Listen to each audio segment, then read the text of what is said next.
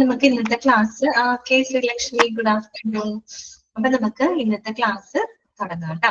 ഞാൻ on mute കൊടുക്കാണ് കേട്ടോ. Good afternoon.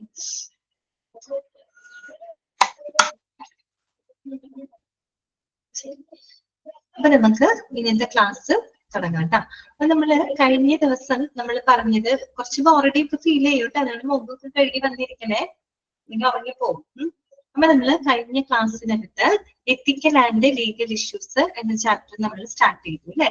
അതിനകത്ത് എത്തിക്സ് എന്താണെന്ന് നമ്മൾ മനസ്സിലാക്കി, അതുപോലെ തന്നെ അതിന്റെ ലീഗൽ സൈഡ് മനസ്സിലാക്കി, ലോ എന്താണെന്നൊക്കെ ഉള്ളത് നമ്മൾ കണ്ടിരുന്നു. പിന്നെ എന്താണ് ഒരു എത്തിക്കൽ ആൻഡ് ലീഗൽ റെസ്പോൺസിബിലിറ്റീസ് അറിയുന്നതിന്റെ ആവശ്യകത എന്താണ്, കുറച്ച് റീസൺസ് ഒക്കെ നമ്മൾ പറഞ്ഞു അല്ലെ. പിന്നെന്താണ് മെഡിക്കോ ലീഗൽ കേസസ് എന്താണ്, MLC മെഡിക്കോ ലീഗൽ കേസസ് എന്താണ്, അതിന് കുറച്ച് എക്സാമ്പിൾസ് ഒക്കെ നമ്മൾ കണ്ടിരുന്നു അല്ലെ. ഇനി നമുക്ക് പഠിക്കാനുള്ളത് കുറച്ച് ആക്ടുകളാണ് കേട്ടോ, ലോകളാണ് നമുക്ക് പഠിക്കാനായിട്ടുള്ളത്. ഒരു ഏകദേശം ഒരു 10 എണ്ണം ഉണ്ട് കേട്ടോ. 10 എണ്ണം എന്ന് പറഞ്ഞാൽ ഇതിനകത്ത് കണ്ടിന്യൂസ് ആയിട്ട് ഒരു 10 എണ്ണം ഉണ്ട്. പിന്നെ അത് കൂടാതെ നമുക്ക് എന്താ പറയാ, നമ്മുടെ കൺസ്യൂമർ പ്രൊട്ടക്ഷൻ ആക്ട് അത് പഠിക്കാനുണ്ട്. പിന്നെ സൊസൈറ്റീസ് രജിസ്ട്രേഷൻ ആക്ട് അതുകൊണ്ട് കേട്ടോ. അപ്പൊ അങ്ങനെ കണ്ടിന്യൂസ് ആയിട്ട് 10 എണ്ണം നമുക്ക് പഠിക്കാനായിട്ടുണ്ട് കേട്ടോ. അപ്പൊ നമുക്കത് നോക്കാം. അപ്പൊ ഓരോ ലോയും പഠിക്കുമ്പോൾ അത് ഏത് വർഷമാണ് എസ്റ്റാബ്ലിഷ് ചെയ്തത്, ആ ലോയുമായിട്ട് ബന്ധപ്പെട്ട് നമ്മൾ അറിഞ്ഞിരിക്കേണ്ട കുറച്ച് കാര്യങ്ങളൊക്കെ ഉണ്ട്. അപ്പൊ നമുക്ക് ജസ്റ്റ് അതൊന്ന് പറഞ്ഞിട്ട് എല്ലാം കൂടെ ഒന്നുകൂടെ റിവൈസ് ചെയ്യാം കേട്ടോ. കാര്യം ഇത് വളരെ ഇമ്പോർട്ടന്റ് ആയിട്ടുള്ള ഒരു ഭാഗമാണ്. അവിടെ നിന്ന് ഒത്തിരി ക്വസ്റ്റ്യൻസ് ഒക്കെ മുൻ വർഷത്തിൽ വന്നിട്ടുണ്ട് കേട്ടോ. ലോ എന്നാണ് എസ്റ്റാബ്ലിഷ് ചെയ്തത്, അല്ലെങ്കിൽ ആ ലോയുമായിട്ട് ബന്ധപ്പെട്ട പ്രത്യേകതകൾ തന്നിട്ട് ഏത് ലോയാണ് അങ്ങനെയൊക്കെ ചോദിക്കാറുണ്ട്. അപ്പം വർഷം പഠിച്ചു വെക്കുക. പിന്നെ അതിന്റെ അകത്ത് പറയുന്ന കാര്യങ്ങളൊക്കെ ഈസി ആയിട്ട് നമുക്ക് പഠിക്കാൻ പറ്റുന്ന കാര്യങ്ങളാണ് കേട്ടോ. അപ്പൊ ആദ്യത്തെ ഈ ചിത്രം നിങ്ങൾ കണ്ടോ? ഈ ചിത്രത്തിലൊന്നുമില്ല, നമുക്ക് പഠിക്കാനുള്ള ആക്ടുകളാണ്. ജനറൽ ആക്ട് ഉണ്ട് കേട്ടോ, പൊതുവായിട്ടുള്ള നിയമങ്ങൾ പഠിക്കാനുണ്ട്. ഈ പൊതുവായിട്ടുള്ള നിയമങ്ങൾ എന്ന് പറഞ്ഞു കഴിഞ്ഞാല് അത് ഹോസ്പിറ്റലിന് മാത്രമല്ല എല്ലാത്തിനും ബാധകമാണ് കേട്ടോ. അതിനകത്ത് ഹോസ്പിറ്റലും പെടും. ഓക്കെ, അതാണ് ജനറൽ ആക്ട് എന്ന് പറയുന്നത്. പിന്നെ ഈ പറയുന്ന പോലെ മെഡിക്കൽ ആൻഡ് പ്രൊഫഷണൽ ആക്ട് ഉണ്ട്, അതായത് ഹോസ്പിറ്റലുമായിട്ട് ബന്ധപ്പെട്ടിരിക്കുന്ന അതുമായിട്ട് ബന്ധപ്പെട്ട ചില ആക്ടുകളുണ്ട്. പിന്നെ മിസലേനിയസ് ആക്ട് ഉണ്ട് കേട്ടോ. അതല്ലാത്ത കുറച്ച് ആക്ടുകൾ നമുക്ക് പഠിക്കാനുണ്ട്. പിന്നെ ഈ പറയുന്ന പോലെ കൺസ്യൂമർ ചാപ്റ്റർ നമ്പർ 38 കേട്ടോ, ചാപ്റ്റർ നമ്പർ 38 38. ഓക്കെ, പിന്നെ എന്താണ് കൺസ്യൂമർ പ്രൊട്ടക്ഷൻ ആക്ട് കേട്ടോ, ഉപഭോക്തൃ സംരക്ഷണ നിയമം നിങ്ങൾ കേട്ടിട്ടില്ലേ, അതും നമുക്ക് ഇതിനകത്ത് പഠിക്കാനുണ്ട്. അപ്പൊ നമുക്ക് ആദ്യത്തെ ആക്ട് എന്താന്ന് നോക്കാം. ഫസ്റ്റ് വണ് നമ്മുടെ ജനറൽ ആക്ടുകളാണ് കേട്ടോ. നോക്കൂ, legislation that can be applied to the hospitals. ഹോസ്പിറ്റലിൽ നമുക്ക് അപ്ലൈ ചെയ്യാവുന്ന, പ്രയോജനപ്പെടുത്താവുന്ന കുറച്ച് നിയമങ്ങൾ. ആദ്യം നമ്മൾ കാണുന്നത് ജനറൽ ആക്ടുകളാണ് കേട്ടോ, പൊതുവായിട്ടുള്ള നിയമങ്ങളാണ്. അപ്പൊ ആദ്യത്തെ ഒന്നാമത്തെയാണ് ഇൻഡസ്ട്രിയൽ ഡിസ്പ്യൂട്ട്സ് ആക്ട് 1947. വർഷം അടക്കം തന്നെ പഠിക്കാം കേട്ടോ. ഇൻഡസ്ട്രിയൽ ഡിസ്പ്യൂട്ട്സ് ആക്ട് 1947, 1947 വ്യാവസായിക തർക്ക നിയമം കേട്ടോ. 1947 വ്യാവസായിക തർക്ക നിയമം. എന്താണ് ആ ലോയുമായിട്ട് ബന്ധപ്പെട്ട് നമ്മൾ അറിഞ്ഞിരിക്കേണ്ട കാര്യങ്ങൾ എന്തൊക്കെയാണ് നോക്കാം. The hospitals comes under the term industry, അതായത് വ്യവസായം എന്ന ഒരു പേരിന്റെ കീഴിലാണ് എന്ത് വരുന്നത്, ഹോസ്പിറ്റൽസ് വരുന്നത്. മനസ്സിലായല്ലോ? അതായത് വ്യവസായം, ഇൻഡസ്ട്രി എന്ന പേരിന്റെ കീഴിലാണ് എന്ത് വരുന്നത്, ഹോസ്പിറ്റല് വരുന്നത്.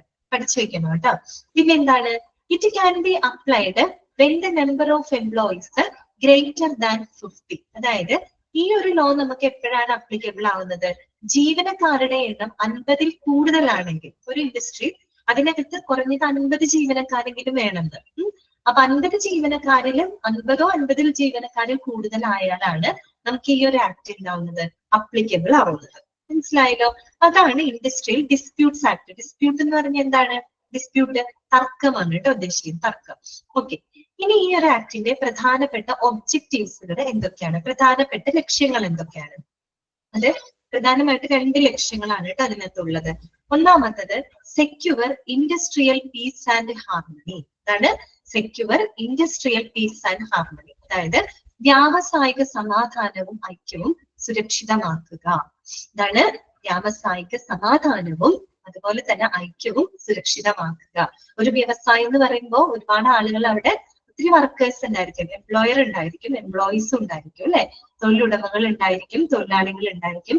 അവർക്കിടയിൽ എന്ത് വരാൻ പാടില്ല, ഒരു പ്രശ്നങ്ങൾ വരാൻ വേണ്ടി പാടില്ല.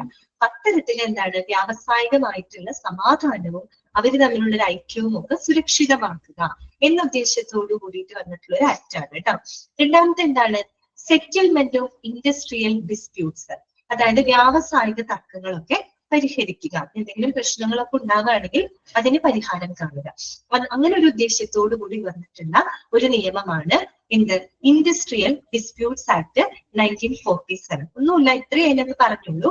ഇൻഡസ്ട്രി എന്ന പദത്തിന്റെ കീഴിലാണ് ഹോസ്പിറ്റൽസ് വരുന്നത്. ഈ ഒരു എന്താ പറയാ ആക്ട് അപ്ലിക്കബിൾ ആവുന്നത് ജീവനക്കാരുടെ എണ്ണം ഒരു 50-ൽ കൂടുതലാവുമ്പോഴാണ് ഈ ഒരു ആക്ട് അപ്ലിക്കബിൾ ആവുന്നത്. പിന്നെ പ്രധാനപ്പെട്ട ഒബ്ജക്റ്റീവ്സ് എന്ന് പറയുന്നത് എന്താണ്, വ്യാവസായിക സമാധാനവും ഐക്യവും ഉറപ്പാക്കുക എന്നും, അത് മാത്രമല്ല വ്യാവസായിക തർക്കങ്ങൾ എന്തെങ്കിലും വരികയാണെങ്കിൽ അത് പരിഹരിക്കുക എന്നുള്ള ഒരു ഉദ്ദേശമുണ്ട് കേട്ടോ. അപ്പൊ പ്രത്യേകം നോട്ട് ചെയ്യാട്ടോ, എംപ്ലോയീസിന്റെ എണ്ണം 50-ൽ കൂടുതലാണ്. അപ്പൊ നിങ്ങൾ ഇങ്ങനെ ചിന്തിച്ചാൽ മതി, ഡിസ്പ്യൂട്ട് അല്ലെ, തർക്കങ്ങളൊക്കെ ഉണ്ടാകുമ്പോൾ കുറച്ചധികം ആൾക്കാരുടെ ഇടയിൽ കൂടുമ്പോഴാണ് തർക്കം ഉണ്ടാവണമെന്ന് വിചാരിക്കാം. അങ്ങനെ ചിന്തിക്കുക. എന്നിട്ട് ഒരു 50 ആൾക്കാർ അതിൽ കൂടുതലാവുമ്പോൾ തർക്കം ഉണ്ടാവുന്നു എന്നുള്ള അർത്ഥത്തിൽ ചിന്തിക്കാം കേട്ടോ. ഇൻഡസ്ട്രിയൽ ഡിസ്പ്യൂട്ട്സ് ആക്ട്, കാരണം ജീവനക്കാരുടെ എണ്ണം ചോദിക്കാനുണ്ട്. കേട്ടോ.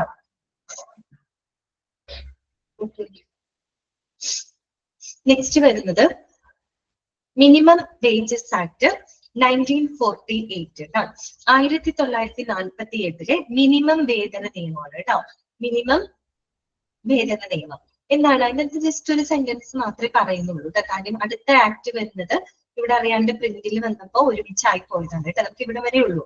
നോക്കുക, മിനിമം വേജസ് ആക്ട് 1948, മിനിമം വേതന നിയമം. Minimum wages fixed for the different group of workers, അതായത് ഡിഫറെന്റ് ഗ്രൂപ്പ് തൊഴിലാളികൾക്ക് ഒരു മിനിമം വേതനം അല്ലെ, ഡിഫറെന്റ് ഗ്രൂപ്പ് തൊഴിലാളികൾക്കായിട്ടുള്ള മിനിമം വേതനവുമായിട്ട് ബന്ധപ്പെട്ട നിയമമാണ് മിനിമം വേജസ് ആക്ട്. അതായത് മിനിമം ഇത്ര വേജസ് എങ്കിലും അവർക്ക് കൊടുക്കണം, അതുമായിട്ട് ബന്ധപ്പെട്ട് വന്നിട്ടുള്ള ഒരു നിയമമാണ് കേട്ടോ. അത്രേ അതിനകത്ത് പറയുന്നുള്ളൂ, ജസ്റ്റ് അത്രേ പറയുന്നുള്ളൂ. വർഷം ഓർത്ത് വെക്കാം, മിനിമം വേജസ് ആക്ട് 1948, 1948. ഓക്കെ, ഇനി അടുത്തത് എന്താണ്, നെക്സ്റ്റ് ലോ നമ്മൾ പറയുന്നത് employees provident fund act 1952. Employees PF act, PF എന്ന് കേട്ടിട്ടില്ലേ നിങ്ങൾ, പ്രൊവിഡന്റ് ഫണ്ട് ആക്ട് 1952. നമുക്കറിയാം, നമ്മുടെ PF എന്ന് പറയുന്നത് ശരിക്കും ഒരു റിട്ടയർഡ് ആനുകൂല്യ പദ്ധതി എന്നൊക്കെ നമുക്ക് വേണമെങ്കിൽ പറയാം അല്ലെ. അതായത് ഒരു സുരക്ഷാ സേവിങ്സ് പദ്ധതിയാണ്. ലക്ഷങ്ങൾ ശമ്പളം വാങ്ങുന്ന ആളുകൾ എന്നാട്ടോ ഉദ്ദേശിക്കുന്നത്, പ്രധാനമായിട്ടും സാധാരണക്കാരായിട്ടുള്ള ആളുകൾ കേട്ടോ. അവർക്കൊരു എന്താണ്, ഒരു സേവിങ്സ് പദ്ധതി എന്നുള്ള രീതിയിൽ വന്നിട്ടുള്ളതാണ് PF എന്ന് പറയുന്നത്, പ്രൊവിഡന്റ് ഫണ്ട്. അവിടെ എന്ന് പറയുമ്പോൾ ജീവനക്കാരും അവർക്ക് തൊഴിൽ കൊടുക്കുന്ന തൊഴിലുടമകൾ രണ്ടുപേരും എന്തിലേക്ക് സംഭാവന ചെയ്യുന്നുണ്ട്, PF-ലോട്ട് സംഭാവന ചെയ്യുന്നുണ്ട് അല്ലെ. ജീവനക്കാരും അവരുടെ ശമ്പളത്തിന്റെ ഒരു ഭാഗവും കൊടുക്കുന്നുണ്ട്, അവർക്ക് തൊഴിൽ കൊടുക്കുന്ന തൊഴിലുടമകളും എന്താണ്, അവർക്ക് വേണ്ടിയിട്ട് ഒരു ഭാഗം സംഭാവന ചെയ്യുന്നത്. അതാണ് PF. അത് ഗവൺമെന്റിലോട്ടാണ് പോകുന്നത്. അപ്പൊ എന്തെങ്കിലും അത്യാവശ്യമൊക്കെ വരുവാണെങ്കിൽ നമുക്ക് PF പിൻവലിച്ച് അധികം നമുക്ക് പൈസ കിട്ടും അല്ലെ. അത് സാധാരണക്കാർക്കായിട്ടുള്ളൊരു സുരക്ഷാ സേവിങ്സ് പദ്ധതി എന്ന് നമുക്ക് വേണമെങ്കിൽ പറയാം. ഓക്കെ, അപ്പൊ നോക്കൂ, ഏതാണ് വർഷം, എംപ്ലോയീസ് പ്രൊവിഡന്റ് ഫണ്ട് ആക്ട് 1952 കേട്ടോ. എന്താണ് അതിനകത്ത് പറയുന്നത്, employer is needed to retrieve from its employees at stipulated rates, donate an equal amount as employees share and credit the fund regularly with the government. എന്നാണ് പറയുന്നത്, എംപ്ലോയർ ആരാണ് employer, മാറിപ്പോകരുത്, എംപ്ലോയറും എംപ്ലോയിയും. Employer എന്ന് പറഞ്ഞാൽ തൊഴിലുടമകളാണ്, മുതലാളിമാരില്ലേ, തൊഴിൽ കൊടുക്കുന്ന ആളുകൾ കേട്ടോ. തൊഴിൽ ദാതാക്കളാണ് എംപ്ലോയർ എന്ന് പറയുന്നത്. എംപ്ലോയീസ് എന്ന് പറഞ്ഞാൽ എന്താണ്, ജീവനക്കാരാണ് കേട്ടോ, തൊഴിലാളികളാണ്. ഇവിടെ പറയുന്നത് നമ്മുടെ ജീവനക്കാരിൽ നിന്ന് അവരുടെ ശമ്പളത്തിന്റെ ഒരു നിശ്ചിത തുക വീണ്ടെടുക്കുന്ന സമയത്ത് അതിന് തുല്യമായിട്ടുള്ള തുക, അതേ തുക തന്നെ എന്താണ്, എംപ്ലോയറും തൊഴിലുടമകളും എങ്ങോട്ട് സംഭാവന ചെയ്യാണ്, PF-ലോട്ട് സംഭാവന. രണ്ടു കൂട്ടരും കൊടുക്കുന്നുണ്ട്. നമ്മളും എടുക്കും, നമുക്ക് തൊഴിൽ തരുന്ന നമ്മുടെ മുതലാളിമാരും നമുക്ക് PF-ലേക്ക് ഇട്ട് തരും. സെയിം തുകയാണ് ഇടുന്നത് കേട്ടോ. അപ്പൊ ഈ പറയുന്ന എംപ്ലോയറിൽ നിന്ന് എംപ്ലോയീസ് അല്ലെ, ജീവനക്കാരിൽ നിന്ന് അവരുടെ ശമ്പളത്തിന്റെ ഒരു നിശ്ചിത തുക റീട്രീവ് ചെയ്യുമ്പോൾ വീണ്ടെടുക്കുമ്പോൾ അതേ തുക തന്നെ എംപ്ലോയറും തൊഴിലുടമകളും PF-ലോട്ട് സംഭാവന ചെയ്യാണ്. ഇപ്പൊ 1000 രൂപ കൂലിയുള്ള ഒരാളാണെന്ന് വിചാരിക്കും, ഒരു വർക്കറാണെന്ന് വിചാരിക്കും. സാധാരണ നമ്മൾ PF ശമ്പളത്തിന്റെ ഒരു നിശ്ചിത ശതമാനം എന്ന് പറഞ്ഞല്ലോ, സാധാരണ ഒരു 12% ഒക്കെയാണ് കേട്ടോ, 12% ആണ്. 1000 രൂപ കൂലിയുള്ള ഒരു വർക്കർ ആണെങ്കിൽ 12% എന്ന് പറയുമ്പോൾ 120 അല്ലെ.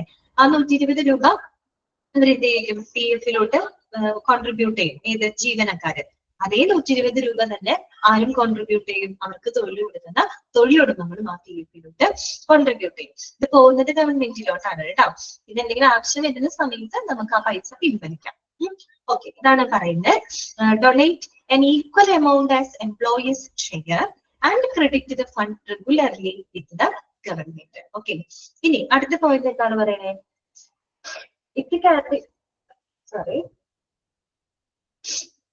നെക്സ്റ്റ് വരുന്നത്, it can be applied when the number of employees greater than 20. അതായത് ഈ ഒരു എന്താ പറയാ ആക്ട് അപ്ലിക്കബിൾ ആവുന്നത് ജീവനക്കാരുടെ എണ്ണം 20-ൽ കൂടുതലാണെങ്കിൽ. ഓക്കെ, ജീവനക്കാരുടെ എണ്ണം 20-ൽ കൂടുതലാണെങ്കിൽ ഈ ഒരു ആക്ട് അപ്ലിക്കബിൾ ആണ്. എന്ന് പറഞ്ഞാല് ഒരു സ്ഥാപനത്തിൽ 20 തൊഴിലാളികളിൽ കൂടുതൽ ഉണ്ടെങ്കിൽ PF കൊടുക്കണം കേട്ടോ. PF കൊടുക്കണം എന്നാണ് അവിടെ ഉദ്ദേശിക്കുന്നത്. ഓക്കെ, പിന്നെന്താണ്? Non compliance is punishable by the imprisonment. ഇത് അനുസരിക്കാതിരുന്നാല്, ആരനുസരിക്കാതിരുന്നാല്? എംപ്ലോയർ അനുസരിക്കാതിരുന്നിട്ട് എംപ്ലോയറും തുല്യമായിട്ടുള്ള ഒരു തുക അതിന്റെ ജീവനക്കാരുടെ PF-ലേക്ക് കോൺട്രിബ്യൂട്ട് ചെയ്യണം അല്ലെ, സംഭാവന ചെയ്യണം. അത് അധികം ചെയ്യുന്നില്ല എന്നുണ്ടെങ്കിൽ, അങ്ങനെ ചെയ്യണം എന്നുള്ളത് ഒരു മസ്റ്റ് ആയിട്ടുള്ള ഒരു കാര്യമാണ് ഈ ഒരു ആക്ട് പ്രകാരം. അങ്ങനെ ചെയ്തില്ല എന്നുണ്ടെങ്കിൽ അത് ജയിൽ ശിക്ഷയ്ക്ക് വരെ കാരണമാകാം എന്നാണ് പറയുന്നത് കേട്ടോ. Non compliance is punishable by imprisonment. മനസ്സിലായല്ലോ? ഇതാണ് എന്ത് എംപ്ലോയീസ് പ്രൊവിഡന്റ് ഫണ്ട് ആക്ട് 1952. ഇത്രയേ ഉള്ളൂ. അതായത് നമ്മുടെ ജീവനക്കാരുടെ ശമ്പളത്തിന്റെ ഒരു നിശ്ചിത തുക, സാധാരണ ഞാൻ പറഞ്ഞല്ലോ 12% ഒക്കെയാണ് കേട്ടോ. ഒരു നിശ്ചിത തുക എന്ത് ചെയ്യും, വീണ്ടെടുക്കുന്നതിനോടൊപ്പം തന്നെ എംപ്ലോയറും തൊഴിലുടമകളും എന്താണ് അതേ തുക തന്നെ PF-ലോട്ട് കോൺട്രിബ്യൂട്ട്, രണ്ട് കൂട്ടരും എടുക്കുന്നുണ്ട് കേട്ടോ. അതാണ് PF എന്ന് പറയുന്നത്. പിന്നെ ഇമ്പോർട്ടന്റ് ആയിട്ട് ശ്രദ്ധിക്കേണ്ടത്, ഈ ഒരു ആക്ട് അപ്ലിക്കബിൾ ആവുന്നത് ജീവനക്കാരുടെ എണ്ണം 20-ലധികം ആകുകയാണെങ്കിൽ നമുക്ക് ഈ ഒരു ആക്ട് അപ്ലിക്കബിൾ ആണ്. ഓക്കെ, പിന്നെന്താ പറഞ്ഞത്? ഇതനുസരിക്കാത്ത പക്ഷം ജയിൽ ശിക്ഷയ്ക്ക് വരെ കാരണമായേക്കാം. അപ്പൊ നമ്മൾ ഡിസ്പ്യൂട്ട്സ് ആക്ട് പറഞ്ഞപ്പോ 1947 ഡിസ്പ്യൂട്ട്സ് ആക്ട് പറഞ്ഞപ്പോ തൊഴിലാളികളുടെ എണ്ണം എത്രയാ പറഞ്ഞേ? ഗ്രേറ്റർ ദാൻ 50 എന്നിട്ടാ പറഞ്ഞ. 50-ൽ കൂടുതലാണെങ്കിൽ നമ്മൾ മിനിമം പ്രൊവിഡന്റ് ഫണ്ട് ആക്ടിലോട്ട് വരുമ്പോ എത്രയാണത്? 20-ൽ കൂടുതലാണ്. അപ്പൊ ആ ഒരു എംപ്ലോയീസിന്റെ എണ്ണം ഒന്ന് നിങ്ങൾ നോട്ട് ചെയ്ത് വെക്കണം കേട്ടോ, അങ്ങോട്ടും ഇങ്ങോട്ടൊന്നും മാറിപ്പോകുന്നത് കേട്ടോ. ഓക്കെ, ക്ലിയർ ആയെന്ന് വിചാരിക്കുന്നു. നെക്സ്റ്റ് വരുന്നത് പേയ്മെന്റ് ഓഫ് ബോണസ് ആക്ട് 1965 കേട്ടോ. 1965-ലെ ബോണസ് ആക്ട് ആണ് പറയുന്നത്. നമുക്കറിയാം ബോണസ് എന്ന് പറയുമ്പോൾ നമ്മുടെ സ്ഥിരമായിട്ടുള്ള ഒരു സ്ഥിര വരുമാനം ഉണ്ട്, നമുക്കൊരു സാലറി ആയിട്ട്. അതിന് പുറമേ തരുന്ന കുറച്ച് അധിക വരുമാനമാണ് അല്ലെ, അധിക വരുമാനം. അതിനെയാണ് നമ്മൾ ബോണസ് കിട്ടി എന്ന് പറയുന്നത്. ബോണസ് ആണ് നമുക്ക് പറയില്ലേ, എന്ന് വെച്ചാൽ നമുക്ക് സാധാരണ കിട്ടുന്ന വരുമാനത്തിനേക്കാൾ ഒരു കുറച്ചും കൂടെ അധിക വരുമാനം നമുക്ക് തരുന്നതാണ് ബോണസ് എന്ന് പറയുന്നത്. അപ്പൊ പേയ്മെന്റ് ഓഫ് ബോണസ് ആക്ട് ഏത് വർഷമാണ്? 1965 കേട്ടോ, 1965. അപ്പൊ നോക്കിയേ, it can be applied where the number of employees greater than 40. എത്രയാണ്? 40 കേട്ടോ. അതായത് ജീവനക്കാരുടെ എണ്ണം 40-ൽ കൂടുതലാണെങ്കിൽ നമുക്ക് ഈ ഒരു എന്താ പറയാ ആക്ട് എന്താണ് അപ്ലിക്കബിൾ ആണ് കേട്ടോ. അപ്പൊ വീണ്ടും എണ്ണം വെച്ച് പറഞ്ഞിട്ടുണ്ട്. 40-ൽ കൂടുതലാണെങ്കിൽ ഏത് ആക്ട് അപ്ലിക്കബിൾ ആണ്? Payment of bonus act applicable ആണ്. പിന്നെന്താണ് അടുത്ത point? Charitable or non profitable hospitals are spared. ഇതിനകത്ത് ചാരിറ്റബിൾ ആയിട്ടുള്ള അല്ലെങ്കിൽ നോൺ പ്രോഫിറ്റബിൾ ഹോസ്പിറ്റൽസ് ഒക്കെ ഇതിൽ നിന്നും ഒഴിവാക്കിയിട്ടുണ്ട്. ഏതിൽ നിന്ന്? പേയ്മെന്റ് ഓഫ് ബോണസ് ആക്ടിൽ നിന്ന്.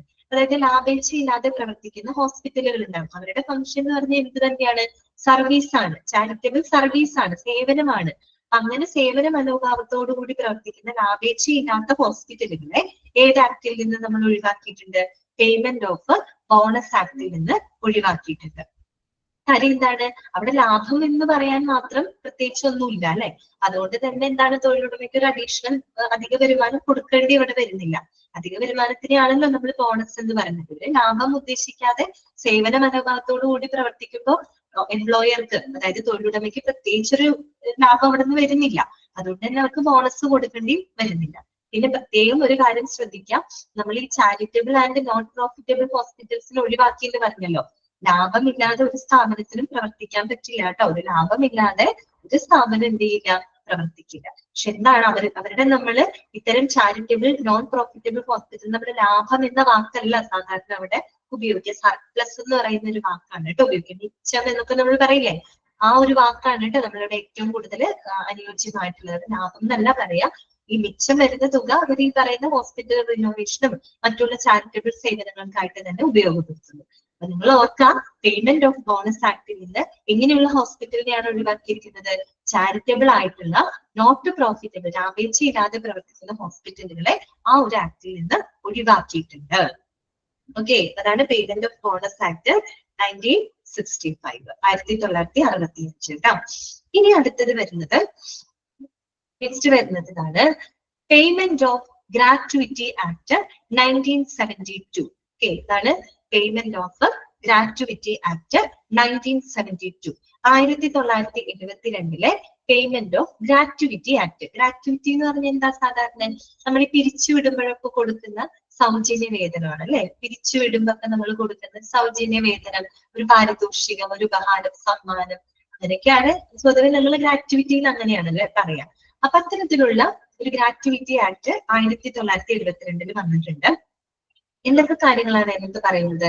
Gratuity is payable to employees at 15 days pay for every completed year of service at the time of his or her superannuation or death. Sir നമ്മൾ പിരിച്ചു വിടുമ്പോഴോ അല്ലെങ്കിൽ നമുക്ക് ഡെത്ത് ഒക്കെ സംഭവിച്ചില്ലേ, മരണമൊക്കെ സംഭവിച്ചു പോകുന്ന സമയത്ത് അവര് ഇവിടെ എന്താ പറയുന്നത്? ഓരോ ജീവനക്കാര് അവര് പൂർത്തിയാക്കിയിട്ടുള്ള ഓരോ വർഷത്തിനും 15 ദിവസത്തിന്റെ വേതനം എന്ന നിലയിൽ എന്ത് കൊടുക്കണം? ഗ്രാറ്റുവിറ്റി കൊടുക്കണം എന്നാ പറഞ്ഞത്. ജീവനക്കാര് അവര് പൂർത്തിയാക്കിയിട്ടുള്ള ഓരോ വർഷത്തിനും 15 ദിവസത്തെ വേതനം ഗ്രാറ്റുവിറ്റി ആയിട്ട് കൊടുക്കണം. ഒരാൾ 10 വർഷം വർക്ക് ചെയ്തിട്ടിരിക്കട്ടെ, അയാൾ 10 വർഷം വർക്ക് ചെയ്തു, അയാൾ എന്നിട്ട് റിലീവ് ചെയ്ത് പോവാണെന്ന് വിചാരിക്കാം.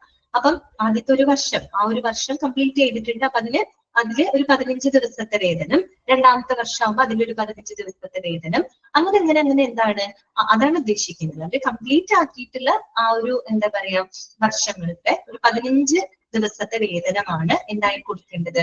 ഗ്രാറ്റുവിറ്റി ആയിട്ട് കൊടുക്കേണ്ടത്. അപ്പൊ ഈ സാലറി കൊടുക്കുന്ന വേജ് എന്ന് പറയുമ്പോൾ എല്ലാ വർഷവും ഒരുപോലെ ആവണമെന്നില്ല. ചിലപ്പോൾ സാലറി കൂട്ടി വരാം അല്ലെ, കൂടി വരാം. ഈ ഒരു 2 വർഷത്തെ സാലറി ആയിരിക്കും, 3ാമത്തെ വർഷം ചിലപ്പോൾ വരുമ്പോൾ കുറച്ചും കൂടി സാലറി കൂട്ടി കൊടുക്കാം. അങ്ങനെയൊക്കെ സംഭവിക്കാമല്ലോ. ഓക്കെ, ഞങ്ങൾ ഇത്രയും മനസ്സിലാക്കിയാൽ മതി കേട്ടോ. പിന്നെന്താണ് ഇവിടെയും പറയുന്നുണ്ട്, എംപ്ലോയീസിന്റെ എണ്ണം എന്താണ് 10ൽ കൂടുതലായിരിക്കണം കേട്ടോ. ഗ്രേറ്റർ ദാൻ 10 ആയിരിക്കണം. അതായത് ജീവനക്കാരുടെ എണ്ണം 10ൽ കൂടുതലാണെങ്കിൽ നമുക്ക് എന്ത് അപ്ലൈ ചെയ്യാം? പേയ്മെന്റ് ഓഫ് ഗ്രാറ്റുവിറ്റി ആക്ട്, ആ ഒരു നിയമം ബാധകമാണ് കേട്ടോ. അതായത് ഒരു സ്ഥാപനത്തിൽ ജീവനക്കാരുടെ എണ്ണം 10ൽ കൂടുതൽ ജീവനക്കാരുണ്ടെങ്കിൽ ഈ പറയുന്ന ആക്ട് അവിടെ എന്താണ്? ബാധകമാണ്. ഓക്കെ, പിന്നെ അടുത്ത പോയിന്റ് എന്താണ് പറയുന്നത്? ഇറ്റ് ക്യാൻ ബി അപ്ലൈ, ഒരു മിനിറ്റ്.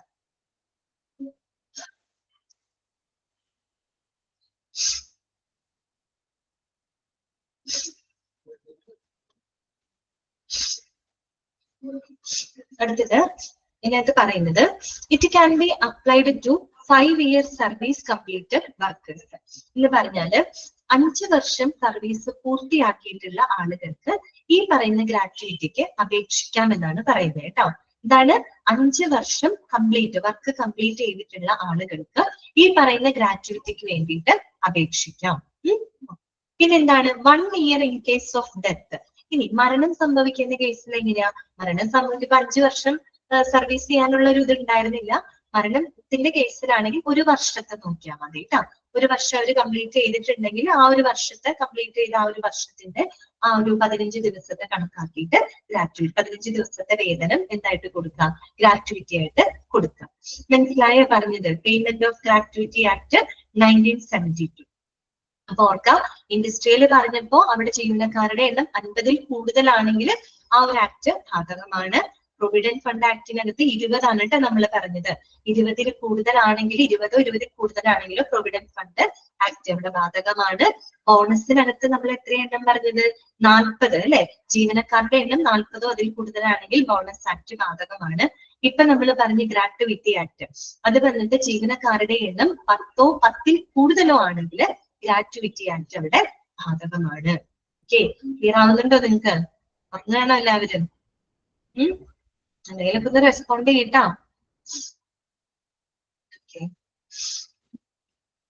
ക്ലിയർ അല്ലേ? ഒന്നാമത്തെ കാര്യം നിങ്ങളാരും കാണുന്നില്ലല്ലോ, ഞാൻ ഇങ്ങനെ എന്തിനോടോ ക്ലാസ് എടുക്കണ പോലെ ഒരു ഫീലിംഗ് ആണ്. ഇടയ്ക്കൊന്ന് റെസ്പോണ്ട് ചെയ്യുന്നു കേട്ടോ, എനിക്കൊരു സുഖം ഉണ്ടാവില്ല. അടുത്തതാണ് നെക്സ്റ്റ് വരുന്നതാണ്. ഓക്കെ ഓക്കെ, ഇനി അടുത്ത വരുന്നതാണ് എന്താണ്? പേയ്മെന്റ് ഓഫ് വേജസ് ആക്ട് കേട്ടോ, 1936 1936 എന്താണ്? വേജസ് ആക്ട് കേട്ടോ, വേജസ് ആക്ട്. നേരത്തെ നമ്മൾ പറഞ്ഞ മിനിമം വേജസ് ആക്ട് ആണ്, ഇപ്പൊ നമ്മൾ പറഞ്ഞത് വേജസ് മിനിമം അല്ല കേട്ടോ. Payment of wages act 1936. അതിനകത്ത് എന്തെന്നാ പറയുന്നത്?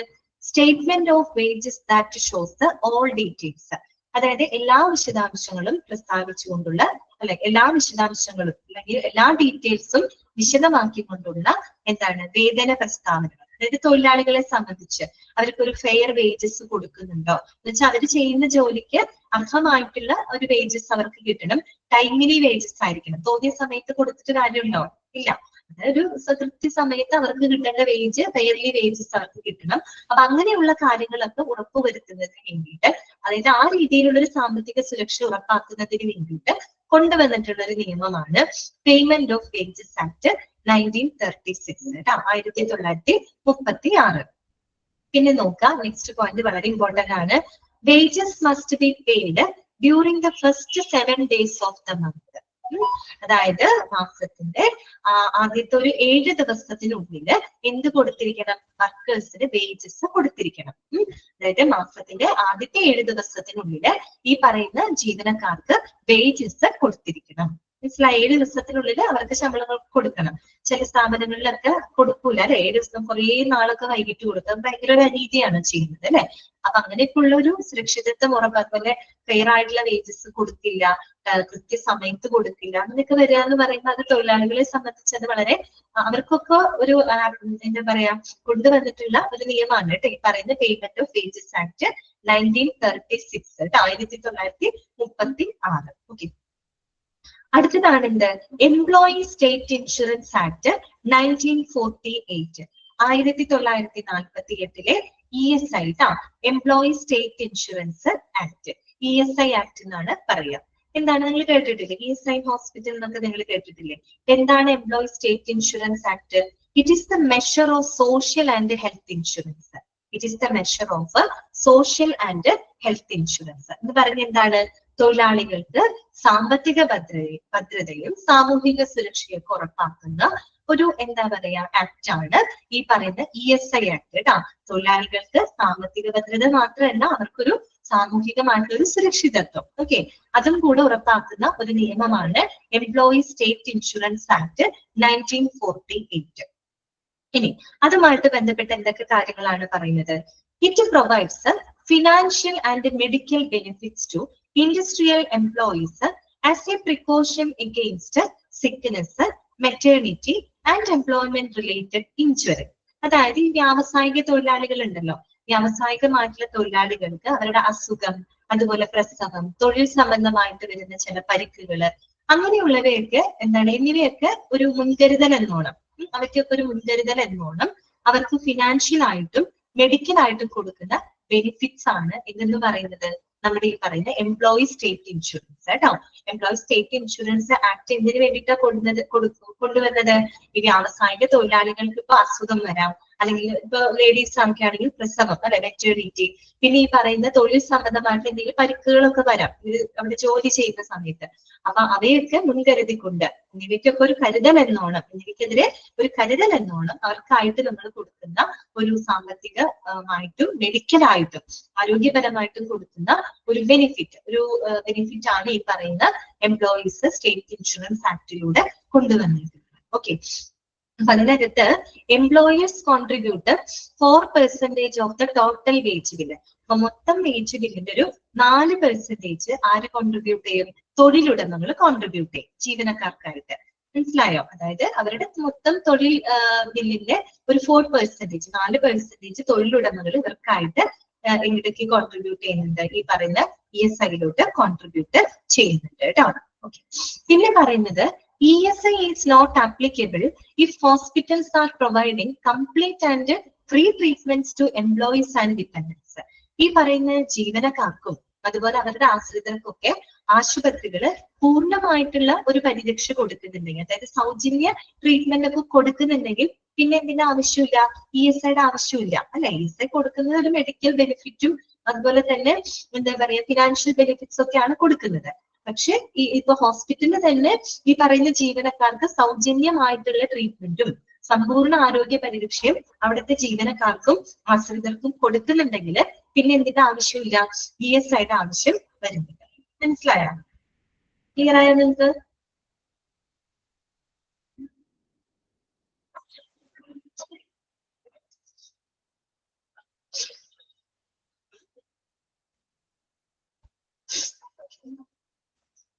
അപ്പൊ ഇവിടെ പറഞ്ഞത് ഇത്രയേ ഉള്ളൂ.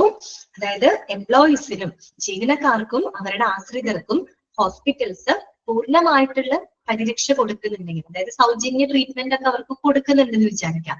അപ്പൊ പിന്നെ ESIയുടെ ആവശ്യമില്ലല്ലോ. ESI പിന്നെ ഒരു ഇൻഷുറൻസിന്റെ ആവശ്യമുണ്ടോ? അവര് ഇല്ല. കാര്യം എന്താന്ന് വെച്ചാൽ ഹോസ്പിറ്റൽ എല്ലാം കംപ്ലീറ്റ് നോക്കുന്നുണ്ടെങ്കിൽ പിന്നെ നമുക്ക് ESIയുടെ ആവശ്യം ഇല്ല കേട്ടോ. ഓക്കെ ദീക്ഷിത. മെറ്റേണിറ്റി.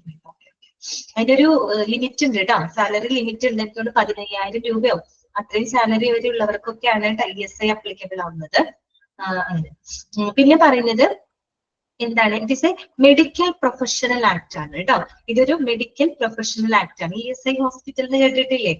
അതുകൊണ്ടാണ് അത് ഹോസ്പിറ്റൽ മെഡിക്കൽ പ്രൊഫഷണൽ ആക്ട് ആണ് കേട്ടോ. അത് മനസ്സിലാക്കി വെക്കട്ടെ. ഏതാണ് medical professional act? Employees state insurance കേട്ടോ. ആ ആക്ടിനെയാണ് നമ്മൾ മെഡിക്കൽ പ്രൊഫഷണൽ ആക്ട് എന്ന് പറയുന്നത് കേട്ടോ. അപ്പൊ ഇത്രയും കഴിഞ്ഞു. അപ്പൊ ഇതൊക്കെ നമ്മൾ കണ്ടത് ജനറൽ ആയിട്ടുള്ള ആക്ടുകളാണ്, പൊതുവായിട്ടുള്ളത്. Industrial dispute act, minimum wages act, അതുപോലെ തന്നെ മറ്റേ provident fund act, payment of wages act, employee state insurance act. ഇതാണ് ESI ഉണ്ടല്ലോ. ഉണ്ട്. പാതാളം കേട്ടിട്ടുണ്ട് കേട്ടോ. ആലുവടുത്തല്ലേ പാതാളം കണ്ടിട്ടുണ്ട് കേട്ടോ ESI. ഓക്കെ. അപ്പോ ഈ പറയുന്നതൊക്കെ എന്താണ്? ജനറൽ ആക്ടുകളാണ് കേട്ടോ, പൊതുവായിട്ടുള്ള ആക്ടുകളാണ്.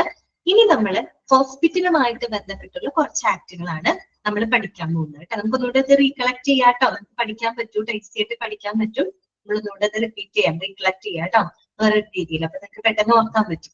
അപ്പൊ ഇനി നമ്മൾ പഠിക്കുന്നത് ഹോസ്പിറ്റലുമായിട്ട് ബന്ധപ്പെട്ടിട്ടുള്ള ആക്ടുകളാണ് ഇനി നമ്മൾ കാണാനായിട്ട് പോകുന്നത്. എന്താണ് ആദ്യത്തെ ഏറ്റവും ഇമ്പോർട്ടന്റ് ആയിട്ടുള്ള ആക്ട് ആണ് ഇവിടെ പഠിച്ചു വെക്കണേ. Indian medical council act 1933. Indian medical council act 1933, 1933 Indian medical council act ശരിക്കും പറഞ്ഞ എന്തിനു വേണ്ടിയിട്ട് വന്ന ആക്ട് ആണെന്ന് അറിയാമോ? Lace down the code of ethics four medical practitioners and controls the medical education. ആണ് പറയുന്നത് മെഡിക്കൽ പ്രാക്ടീഷണർമാർക്കായിട്ട്, അതായത് ഡോക്ടർമാരൊക്കെയാണ് കേട്ടോ ഉദ്ദേശിക്കുന്നത്. മെഡിക്കൽ പ്രാക്ടീഷണർമാർക്കായിട്ട് ഒരു കോഡ് ഓഫ് എത്തിക്സും അതുപോലെ തന്നെ നമ്മുടെ മെഡിക്കൽ വിദ്യാഭ്യാസം നിയന്ത്രിക്കുന്നതിനുമായിട്ട് കൊണ്ടുവന്നിട്ടുള്ള ഒരു നിയമമാണ് 1933 ഇന്ത്യൻ മെഡിക്കൽ കൗൺസിൽ ആക്ട് കേട്ടോ. എന്താണ് അതിന്റെ ഉദ്ദേശം? മെഡിക്കൽ പ്രാക്ടീഷണർമാർക്കായിട്ട് അവർക്ക് ഒരു കോഡ് ഓഫ് എത്തിക്സ് ഫോർമുലേറ്റ് ചെയ്യാം കേട്ടോ. കോഡ് ഓഫ് എത്തിക്സ് ഫോർമുലേറ്റ് ചെയ്യാതെ അതോടൊപ്പം തന്നെ ഇന്ത്യയിലെ മെഡിക്കൽ വിദ്യാഭ്യാസത്തിനെ നിയന്ത്രിക്കാം. അങ്ങനെ ഒരു പർപ്പസോട് കൂടിയിട്ട് മുന്നോട്ട് കൊണ്ടുവന്ന ഒരു നിയമമാണ്, അല്ലെങ്കിൽ ഈ പറയുന്ന ഇന്ത്യൻ മെഡിക്കൽ കൗൺസിലിന്റെ രൂപീകരണത്തിന് കാരണമായിട്ടുള്ള ഒരു ആക്ട് ആണ് എന്തെന്ന് പറയുന്നത് Indian medical council act 1933, 1933. Okay, ഒരു മിനിറ്റ്.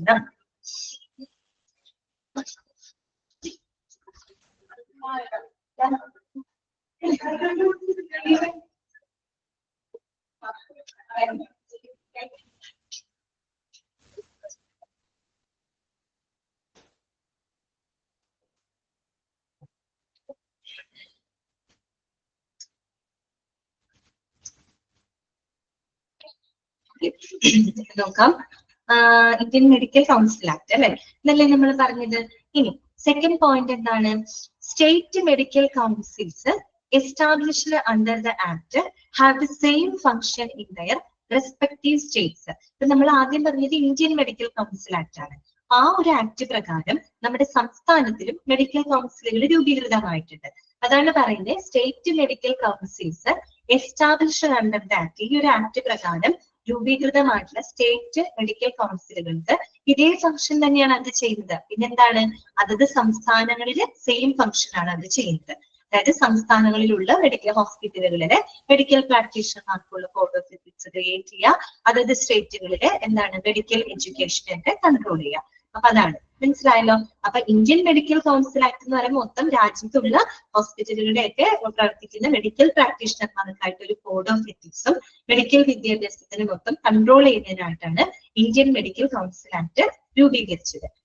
അതേ ആക്ട് പ്രകാരം തന്നെ സ്റ്റേറ്റ് മെഡിക്കൽ കൗൺസിൽസും രൂപീകരിച്ചിട്ടുണ്ട്. അവരെന്താ ചെയ്യുന്നത്? ഇതേ ഫംഗ്ഷൻ തന്നെ അതത് സ്റ്റേറ്റുകളിലാണെന്ന് മാത്രം, അതത് സംസ്ഥാനങ്ങളിലെ സെയിം ഫംഗ്ഷൻസ് ആണ് അവർ ചെയ്യുന്നത് കേട്ടോ. ഇനി അടുത്തത് എന്താണ് പറയുന്നത്? Recognition of teaching hospitals are centrally controlled by IMC. IMC എന്താണ്? ഇന്ത്യൻ മെഡിക്കൽ കൗൺസിൽ ആണ് കേട്ടോ. അതായത് നമ്മുടെ ടീച്ചിങ് ഹോസ്പിറ്റൽസ് ഉണ്ടല്ലോ. എന്താണ് ടീച്ചിങ് ഹോസ്പിറ്റൽസ് ഈ പറയുന്നത്? മെഡിക്കൽ കോളേജ് ഹോസ്പിറ്റലിലെ മെഡിക്കൽ കോളേജ്, അവിടെ എന്താണ് ഈ പറയുന്ന ഡോക്ടർമാരാവാൻ പഠിക്കുന്ന ആളുകളുണ്ട് അല്ലെ. അപ്പൊ അത് ഒരു ടീച്ചിങ് ഹോസ്പിറ്റൽസ് ആണ്. അപ്പൊ അത്തരത്തിലുള്ള ടീച്ചിങ് ഹോസ്പിറ്റലുകളുടെയൊക്കെ അംഗീകാരം ആരാണ് നിയന്ത്രിക്കുന്നത്? നമ്മുടെ ഈ പറയുന്ന ഇന്ത്യൻ മെഡിക്കൽ കൗൺസിലാണ് കൺട്രോൾ ചെയ്യുന്നത് കേട്ടോ. പഠിച്ചു വെക്കാം കേട്ടോ. നമ്മുടെ രാജ്യത്തെ ടീച്ചിങ് ഹോസ്പിറ്റലുകൾ, എക്സാമ്പിൾ ആണ് പറഞ്ഞത്, മെഡിക്കൽ കോളേജ് പോലെയുള്ള ടീച്ചിങ് ഹോസ്പിറ്റലുകളുടെ അംഗീകാരം കൺട്രോൾ ചെയ്യുന്നത് ഇന്ത്യൻ മെഡിക്കൽ കൗൺസിലാണ്. മനസ്സിലായല്ലോ. അപ്പൊ 1933 ഇന്ത്യൻ മെഡിക്കൽ കൗൺസിൽ ആക്ട് പ്രകാരമാണ് ഈ പറയുന്ന IMC മെഡിക്കൽ കൗൺസിൽ രൂപീകൃതമായത്. അത് വന്നിട്ട് എന്താണ് നമ്മുടെ രാജ്യത്തെ മെഡിക്കൽ പ്രാക്ടീഷണർമാരുടെ ഒരു കോഡ് ഓഫ് എത്തിക്സും മെഡിക്കൽ വിദ്യാഭ്യാസത്തെ കൺട്രോൾ ചെയ്യുന്നതിന് വേണ്ടിയിട്ട് വന്നിട്ടുള്ള ഒരു നിയമമാണ്. പിന്നെ നമ്മുടെ രാജ്യത്തെ ഈ പറയുന്ന മെഡിക്കൽ കോളേജ് പോലുള്ള ടീച്ചിങ് ഹോസ്പിറ്റലുകളുടെ അംഗീകാരം കൺട്രോൾ ചെയ്യുന്നത് ഇന്ത്യൻ മെഡിക്കൽ കൗൺസിലാണ്. ഓക്കെ, 1933. അടുത്തത് എന്താണ്? Indian nursing council act 1947. പേര് കേട്ടാൽ നമുക്കറിയാം എന്തായിരിക്കും? നഴ്സുമാരുമായിട്ടൊക്കെ ബന്ധപ്പെട്ട കാര്യങ്ങൾ, ഡോക്ടർമാരുമായിട്ട് ബന്ധപ്പെട്ട് മെഡിക്കൽ പ്രാക്ടീഷണർ എന്ന് പറയുമ്പോൾ അതിന് എല്ലാവരും വരും കേട്ടോ. ഡോക്ടർമാര് മാത്രമല്ല, നഴ്സുമാരും എല്ലാം അതിനകത്ത് ഇൻക്ലൂഡഡ് ആണ്. ഇനി നഴ്സുമാർക്ക് മാത്രമായിട്ട് കൊണ്ടുവന്നിട്ടുള്ള ഒരു ആക്ട് ഉണ്ട്. അതാണ് ഇന്ത്യൻ നഴ്സിംഗ് കൗൺസിൽ ആക്ട് 1947, 1947. എന്താണ് പറയുന്നത്? It formulate the educational standards and requirements four registration of nurses. അതായത് നഴ്സുമാരുടെ രജിസ്ട്രേഷനുമായിട്ട് ബന്ധപ്പെട്ട എന്താ പറയാ വിദ്യാഭ്യാസ മാനദണ്ഡങ്ങളും മറ്റ് നഴ്സുമാരുടെ ആവശ്യകതകളും ഒക്കെ കൈകാര്യം ചെയ്യുന്നതിന് വേണ്ടിയിട്ട് എന്താണ് കൊണ്ടുവന്നിട്ടുള്ള ഒരു ആക്ട് ആണ് ഇന്ത്യൻ നഴ്സിംഗ് കൗൺസിൽ ആക്ട് 1947. മനസ്സിലായല്ലോ. 1947. കാര്യം നഴ്സുമാരുടെ രജിസ്ട്രേഷനുമായിട്ട് ബന്ധപ്പെട്ട അടിസ്ഥാന വിദ്യാഭ്യാസ മാനദണ്ഡങ്ങളും അതുപോലെ അവരുടെ കുറെ ആവശ്യങ്ങളും കാര്യങ്ങളും ഒക്കെ ഉണ്ടാവും അല്ലെ. അതുമായിട്ടൊക്കെ ബന്ധപ്പെട്ട് കൊണ്ടുവന്നിട്ടുള്ള ഒരു ആക്ട് ആണ് Indian nursing council act 1947. Okay, ഇനി നെക്സ്റ്റ് വരുന്നതാണ് the pharmacy act 1948. 1948 pharmacy act. പേരിൽ തന്നെ നമുക്കറിയാം ഫാർമസിയുമായിട്ട് ബന്ധപ്പെട്ടതായിട്ട്. അപ്പൊ നമുക്ക് ജസ്റ്റ് ഒന്ന് വായിക്കാം. Deals with the establishment of pharmacies and drug stores and professions of the pharmacist. അതായത് ഈ പറയുന്ന ഫാർമസികള്, പിന്നെന്താണ് ഡ്രഗ് സ്റ്റോർ, മെഡിക്കൽ ഷോപ്പ് ഒക്കെ ഇല്ല, അതാണ് ഉദ്ദേശിക്കുന്നത് കേട്ടോ. മെഡിക്കൽ സ്റ്റോറുകള്, പിന്നെന്താണ് ഫാർമസിസ്റ്റുകളുടെ അവരുടെ ആ ഒരു പ്രൊഫഷൻ, അതുമായിട്ട് ബന്ധപ്പെട്ട കാര്യങ്ങളൊക്കെ കൈകാര്യം ചെയ്യുന്നതിന് വേണ്ടിയിട്ട് കൊണ്ടുവന്നിട്ടുള്ള ഒരു ആക്ട് ആണ് ഫാർമസി ആക്ട് 1948. ഇതൊക്കെയാണ് ഫാർമസിസ്റ്റുകള്, അവരുടെ ആ ഒരു പ്രൊഫഷൻ, പിന്നെ മറ്റു ഫാർമസികള്, പിന്നെ ഡ്രഗ് സ്റ്റോറുകള്, അവരുടെയൊക്കെ കാര്യങ്ങള് കൈകാര്യം ചെയ്യാനായിട്ട് കൊണ്ടുവന്നിട്ടുള്ള ആക്ട് ആണ് കേട്ടോ. 1948 ഫാർമസി ആക്ട്. പിന്നെന്താണ് പറയുന്നത്? A hospital has to attain a drug license if it sells drugs across the counter. അവര് കൗണ്ടർ ഉടനീളം എന്താണ് ഡ്രഗ്സ് വിൽക്കണമെങ്കിൽ, ഡ്രഗ്സ് വിതരണം ചെയ്യണമെങ്കിൽ, സെല് ചെയ്യണമെങ്കിൽ എന്ത് വേണം? ആ ഒരു ഹോസ്പിറ്റലിന് ലൈസൻസ് ഉണ്ടായിരിക്കണം കേട്ടോ. തിരിച്ചു പറയുകയാണെങ്കിൽ ഈ പറയുന്ന ലൈസൻസ് ഉള്ള ഹോസ്പിറ്റലുകൾക്ക് മാത്രമേ ഡ്രഗ് ലൈസൻസ്, ഒരു ലൈസൻസ് അല്ലാട്ടോ, ഡ്രഗ് ലൈസൻസ് ഉള്ള ഹോസ്പിറ്റലിന് മാത്രമേ എന്ത് ചെയ്യാൻ പാടുള്ളൂ, മരുന്നുകൾ സെല് ചെയ്യാനുള്ള അധികാരമുള്ളൂ കേട്ടോ. ലൈസൻസ് ഇല്ലാന്നുണ്ടെങ്കിൽ ഒരിക്കലും ഒരു മരുന്ന് സെല് ചെയ്യാനായിട്ട് അവർക്ക് സാധിക്കില്ല. ഈ ഒരു ആക്ട് പ്രകാരം മുന്നോട്ട് കൊണ്ടുവന്നതാണ് കേട്ടോ. പിന്നെ മാത്രമല്ല, only registered pharmacist can distribute the drugs. പിന്നെ രജിസ്റ്റേർഡ് ഫാർമസിസ്റ്റുകൾക്ക് മാത്രമേ ഡ്രഗ്സ് വിതരണം ചെയ്യാനായിട്ട് പാടുള്ളൂ കേട്ടോ. രജിസ്റ്റേർഡ് ആയിട്ടുള്ള ഫാർമസിസ്റ്റുകൾ. നമ്മൾ ഫാർമസി ചാപ്റ്റർ പഠിച്ചപ്പോ അതിനകത്തൊരു ഫ്ലോ ചാർട്ട് ഒക്കെ നമ്മൾ പഠിച്ചപ്പോ ഓർമ്മയുണ്ടോ? അതിനകത്ത് നമ്മൾ ഡ്രഗ് ഡിസ്ട്രിബ്യൂഷനൊക്കെ ആയിട്ട് ബന്ധപ്പെട്ട് കുറച്ച് കാര്യങ്ങൾ പറഞ്ഞപ്പോ ഡ്രഗ് ഡിസ്ട്രിബ്യൂഷനിലൊക്കെ വേണ്ടത് ഫാർമസിസ്റ്റുകളുടെ യോഗ്യത ഡി ഫാം എന്നൊക്കെ നമ്മൾ പറഞ്ഞിട്ടുണ്ടായിരുന്നു. അപ്പൊ അങ്ങനെ ഒരു അംഗീകൃതമായിട്ട് ഒരു ക്വാളിഫൈഡ് ആയിട്ടുള്ള ആളുകൾ വേണം, അത്തരം കോഴ്സുകൾ ചെയ്ത ആളുകൾ വേണം ഇങ്ങനെയുള്ള ഫാർമസിയൊക്കെ കൈകാര്യം ചെയ്യാനായിട്ട്. അതാണ് അവിടെ ഉദ്ദേശിക്കുന്നത് കേട്ടോ. Only registered pharmacist can distribute the drugs. അതായത് രജിസ്റ്റേർഡ് ആയിട്ടുള്ള ഫാർമസിസ്റ്റുകൾക്ക് മാത്രമേ മരുന്ന് വിതരണം ചെയ്യാനായിട്ട് പാടുള്ളൂ. ശരിക്കും ലോ പ്രകാരം, നിയമപ്രകാരം അങ്ങനെയാണ്. പക്ഷെ നമ്മുടെ നാട്ടിൽ നിന്നും പൂർണ്ണമായിട്ട് അങ്ങനെയൊന്നും നമുക്ക് പറയാൻ പറ്റില്ല കേട്ടോ. ചിലരുടെ എക്സ്പീരിയൻസിലൊക്കെ നിന്ന് പോയിട്ടൊക്കെയാണ് പലതും ചെയ്യുന്നത്. ഓക്കെ, അതാണ് ഫാർമസി ആക്ട് 1948. ഇത്രയും നമ്മൾ വർഷങ്ങൾ വരുന്ന ആക്ടുകളാണ് നമ്മൾ പഠിച്ചത്. ഇനി നോക്കിക്കേ, birth and deaths and marriage registration act. അതൊരു പൊതുവായ നിയമമുണ്ട്. ഈ പറയുന്ന ഹോസ്പിറ്റലിൽ അതിനകത്ത് വരുന്നുണ്ട് അല്ലെ.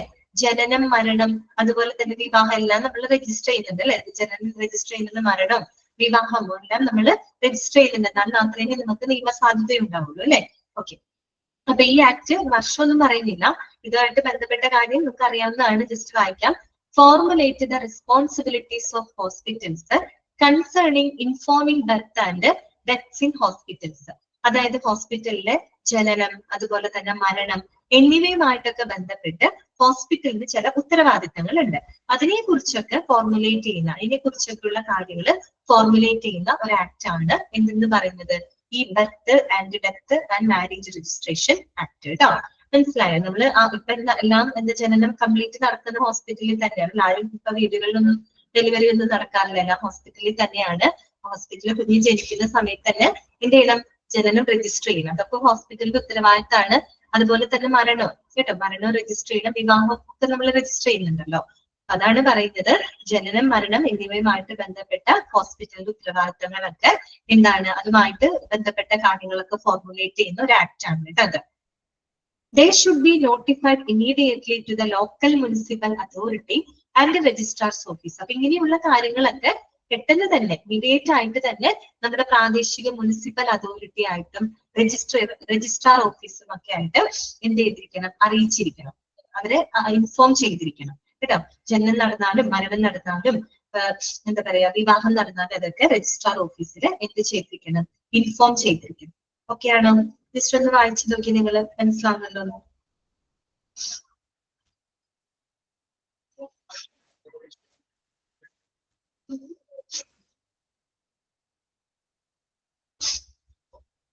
ക്ലിയർ ആയോ? നിങ്ങൾക്ക് ക്ലിയർ ആയോ പറഞ്ഞത്?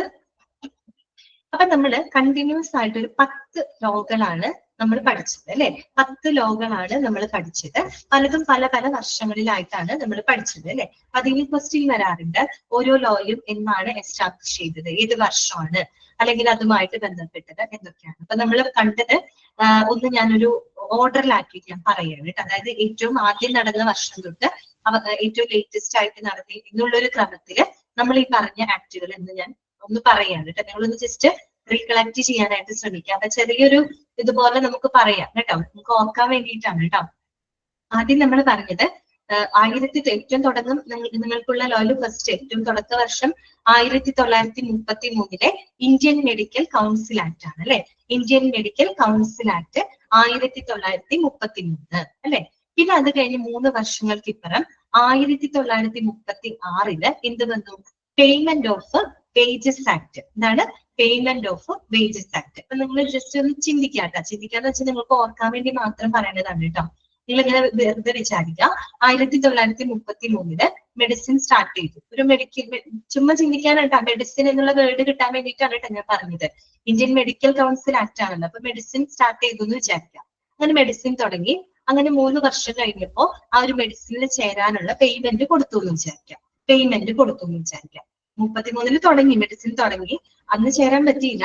അത് കഴിഞ്ഞ് ഒരു 3 വർഷം കഴിഞ്ഞപ്പോ 1936 ആയി കഴിഞ്ഞപ്പോ അതിന് ചേരാൻ കുറച്ച് പേയ്മെന്റ് കൊടുത്തു എന്ന് വിചാരിക്കാം. അപ്പൊ ഒന്ന് ചിന്തിച്ചേ, 1933 ഇന്ത്യൻ മെഡിക്കൽ കൗൺസിൽ ആക്ടും 1931 കണക്ട് ചെയ്ത് പരസ്പരം കണക്ട് ചെയ്താം. കണക്ട് ചെയ്ത് ഓർത്തെടുക്കാൻ നോക്കാം. 1936 എന്ത് ചെയ്തു? പേയ്മെന്റ് കൊടുത്തു. പേയ്മെന്റ് ഓഫ് വേജസ് ആക്ട് കേട്ടോ. പേയ്മെന്റ് ഓഫ് വേജസ് ആക്ട് മനസ്സിലായോ? പറഞ്ഞ് വെറുതെ ഓർക്കാൻ വേണ്ടി പറയുന്നതാണ് കേട്ടോ. അപ്പൊ അങ്ങനെ ഒന്ന് ചിന്തിക്കാം. 1933 ഇന്ത്യൻ മെഡിക്കൽ കൗൺസിൽ ആക്ടും 3 വർഷം കഴിഞ്ഞപ്പോ ചേരാൻ വേണ്ടി പേയ്മെന്റ് കൊടുത്തു. 1936 എന്താണ്? Payment of wages act. അതൊന്ന് മാറ്റി വെച്ചേക്കാം കേട്ടോ. അത് കഴിഞ്ഞിട്ട് ഇങ്ങനെ ചിന്തിക്കാം നിങ്ങള്. 1947 എന്താ പ്രത്യേകത? നമ്മുടെ ഇന്ത്യക്ക് സ്വാതന്ത്ര്യം കിട്ടിയ വർഷമാണ് അല്ലെ, 1947. നമുക്കറിയാം സ്വാതന്ത്ര്യം കിട്ടിയ സമയത്ത് നമ്മുടെ രാജ്യത്ത് ഭയങ്കര സംഘർഷങ്ങളൊക്കെ ഉണ്ടായിരുന്നു അല്ലെ. ഒത്തിരി സംഘർഷങ്ങളൊക്കെ ആയിട്ടാണ് നമുക്ക് സ്വാതന്ത്ര്യമൊക്കെ കിട്ടിയത്. പിന്നീട് കുറച്ച് കഴിഞ്ഞപ്പോ ഭരണഘടനയൊക്കെ വന്നതിന് ശേഷമാണല്ലോ കുറച്ച് സമാധാനമൊക്കെ നമുക്ക് വന്നത്. ആ സമയത്ത് ഇന്ത്യ എന്ന് പറയുമ്പോൾ കുറച്ച് കലുഷിതമായിരുന്നു. ഓക്കെ, അങ്ങനെ വെറുതെ ഒന്ന് ചിന്തിക്കാം. അപ്പൊ 1947 ഈ ഒരു സംഘർഷങ്ങളൊക്കെ നടക്കുന്ന സമയത്ത് നഴ്സുമാരുടെ ഇടയിൽ ഒരു തർക്കം ഉണ്ടായെന്ന് വിചാരിക്കാം. എല്ലാവരും ഇങ്ങനെ സംഘർഷത്തിൽ ഇരിക്കുകയാണല്ലോ. അപ്പൊ നഴ്സുമാരുടെ ഇടയിൽ തർക്കം ഉണ്ടായെന്ന് വിചാരിക്കാം. ഏത് വർഷം? 1947. ഞാൻ ഓർക്കാൻ വേണ്ടി പറയുന്നതാണ് കേട്ടോ. 1947 എന്താണ്? ഇന്ത്യൻ നഴ്സിംഗ് കൗൺസിൽ ആക്ട് കേട്ടോ. ഇന്ത്യൻ നഴ്സിംഗ് കൗൺസിൽ ആക്ടും അവര് തമ്മിൽ ഡിസ്പ്യൂട്ട് നടന്നു. ഡിസ്പ്യൂട്ട് എന്ന് വെച്ചാൽ എന്താ?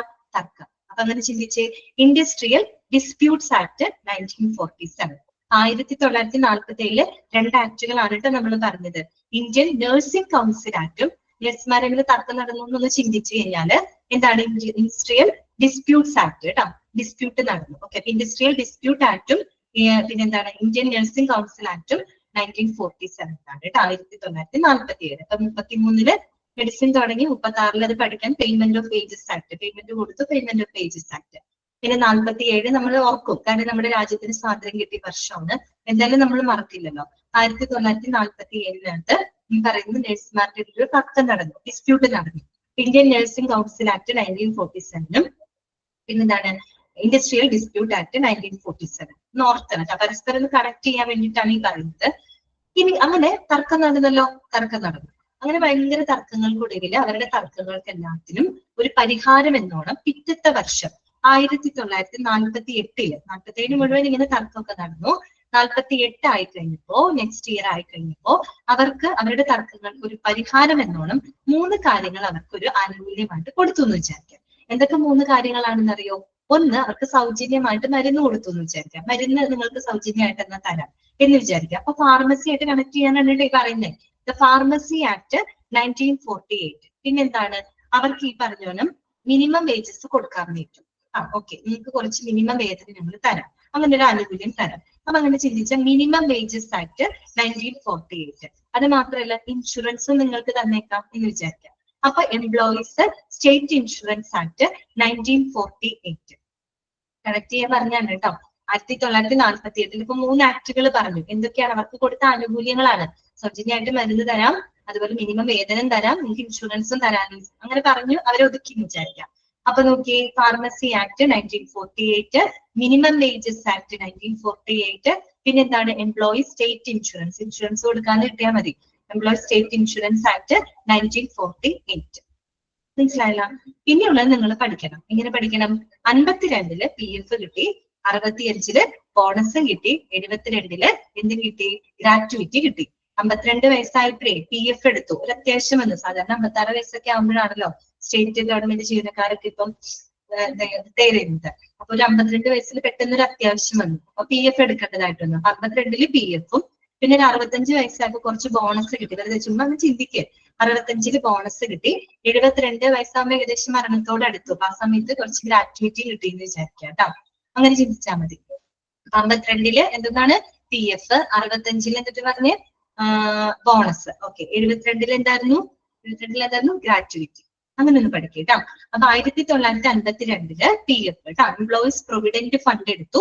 1952 1965 ബോണസ് എടുത്തു കേട്ടോ, payment of bonus act. And last ആയി കഴിഞ്ഞപ്പോ നമ്മൾ ഏകദേശം ഒരു കഴിക്കാറൊക്കെ ആയ ഒരു സമയം ആയി കഴിഞ്ഞപ്പോ കഴിഞ്ഞപ്പോ എന്താണ് 1972 ആയി കഴിഞ്ഞപ്പോ പേയ്മെന്റ് ഓഫ് ഗ്രാറ്റുവിറ്റി ആക്ടും കിട്ടിയെന്ന് വിചാരിക്കാം. ഒന്ന് ചിന്തിച്ചേ, 1933 നമ്മുടെ ചെറുപ്പകാലം തൊട്ടുള്ള കാര്യങ്ങൾ ആലോചിച്ചാൽ മതി കേട്ടോ. 1933 മെഡിസിൻ തുടങ്ങി, ഇന്ത്യൻ മെഡിക്കൽ കൗൺസിൽ ആക്ട്. അന്ന് ചേരാൻ പറ്റിയില്ല, 3 വർഷം കഴിഞ്ഞു 1936 മെഡിസിൻ ചേരാൻ കുറച്ച് പേയ്മെന്റ് കൊടുത്തു, പേയ്മെന്റ് ഓഫ് വേജസ് ആക്ട്. അങ്ങനെ നമ്മൾ പോയി.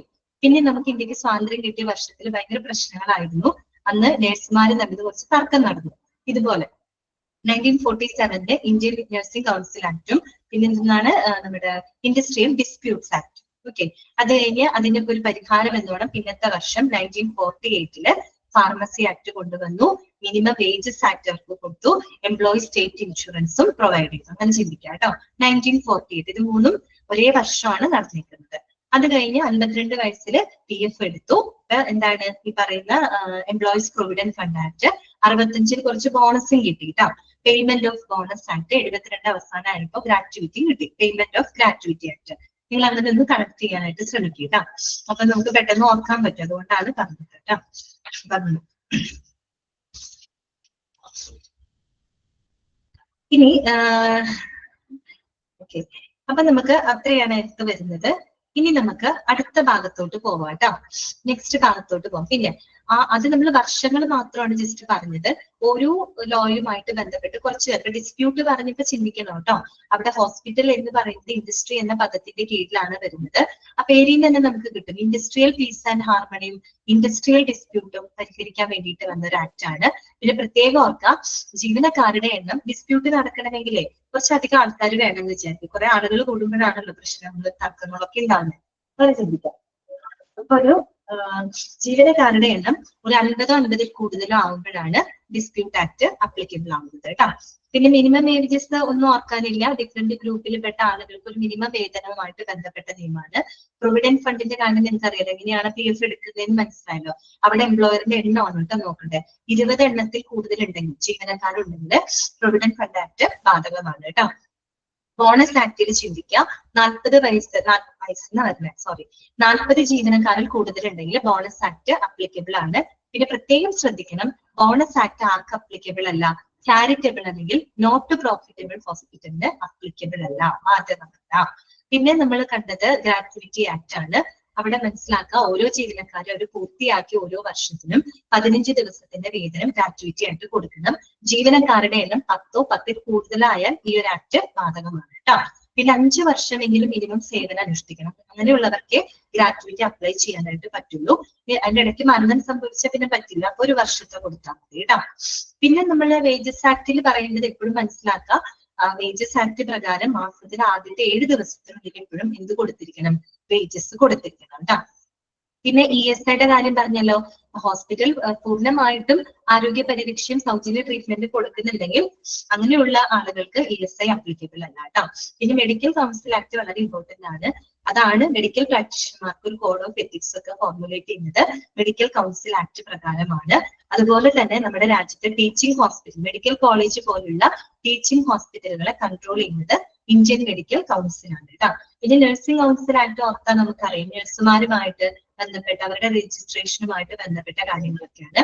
ഫാർമസി ആക്ട് നമുക്ക് ആലോചിച്ചാൽ കിട്ടും. ഫാർമസി അല്ലെങ്കിൽ മരുന്ന് വിതരണമായിട്ടൊക്കെ ബന്ധപ്പെട്ട കാര്യങ്ങളൊക്കെയാണ് എടുത്ത് പറയുന്നത്. പിന്നെ ബർത്തൊക്കെ അറിയാലോ നിങ്ങൾക്ക്. ഓക്കെ, ഇനി അടുത്തതാണ് ലോ ഓഫ് ടോർട്ട് കേട്ടോ. Law of torts. ടോർട്ട് എന്ന് പറഞ്ഞാൽ എന്താ ഉദ്ദേശിക്കുന്നത്? ടോർച്ചർ എന്നൊക്കെ കേട്ടിട്ടുണ്ടോ നിങ്ങള്? എന്താണ്? ഗ്രാറ്റുവിറ്റി. ഗ്രാറ്റുവിറ്റിയിൽ പറയുന്നത് എവിടെ? Gratuity gratuity is payable to employees at 15 days pay for every completed year of service at the time of his or her superannuation or death.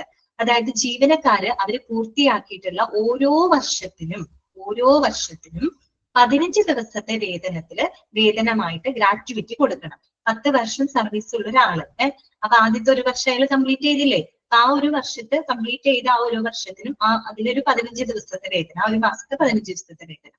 ഇനി അടുത്ത വർഷം അവർ കംപ്ലീറ്റ് ചെയ്തിട്ടുണ്ടെങ്കിൽ ആ ഒരു വർഷത്തെ 15 ദിവസത്തെ ഒരു വേതനം, അങ്ങനെയുള്ള രീതിയിൽ കൊടുക്കണം. മനസ്സിലായ ശ്രീലക്ഷ്മിക്ക്? അടുത്തതാണ് ലോ ഓഫ് ടോർട്ട് കേട്ടോ. ടോർട്ട് എന്ന് പറഞ്ഞാൽ വേറൊന്നല്ല ഉദ്ദേശിക്കുന്നത്. റോങ്ഫുൾ ആയിട്ടുള്ള പ്രവർത്തനങ്ങൾ, തെറ്റായിട്ടുള്ള പ്രവർത്തനങ്ങൾ കേട്ടോ. നമ്മൾ പറയില്ലേ ടോർച്ചർ ചെയ്യാന്നൊക്കെ നമ്മൾ പറയില്ലേ, ടോർച്ചർ ചെയ്യാന്ന് വെച്ചാൽ എന്താ, ഇത് തെറ്റായിട്ട് അവരെ ക്രൂശിക്കുക, അല്ലെങ്കിൽ അവരൊരു തെറ്റായൊരു പ്രവൃത്തിയാണ് ടോർച്ചർ ചെയ്യാന്നുള്ളത്. അങ്ങനെ ഒന്ന് ചിന്തിച്ചാൽ മതി കേട്ടോ.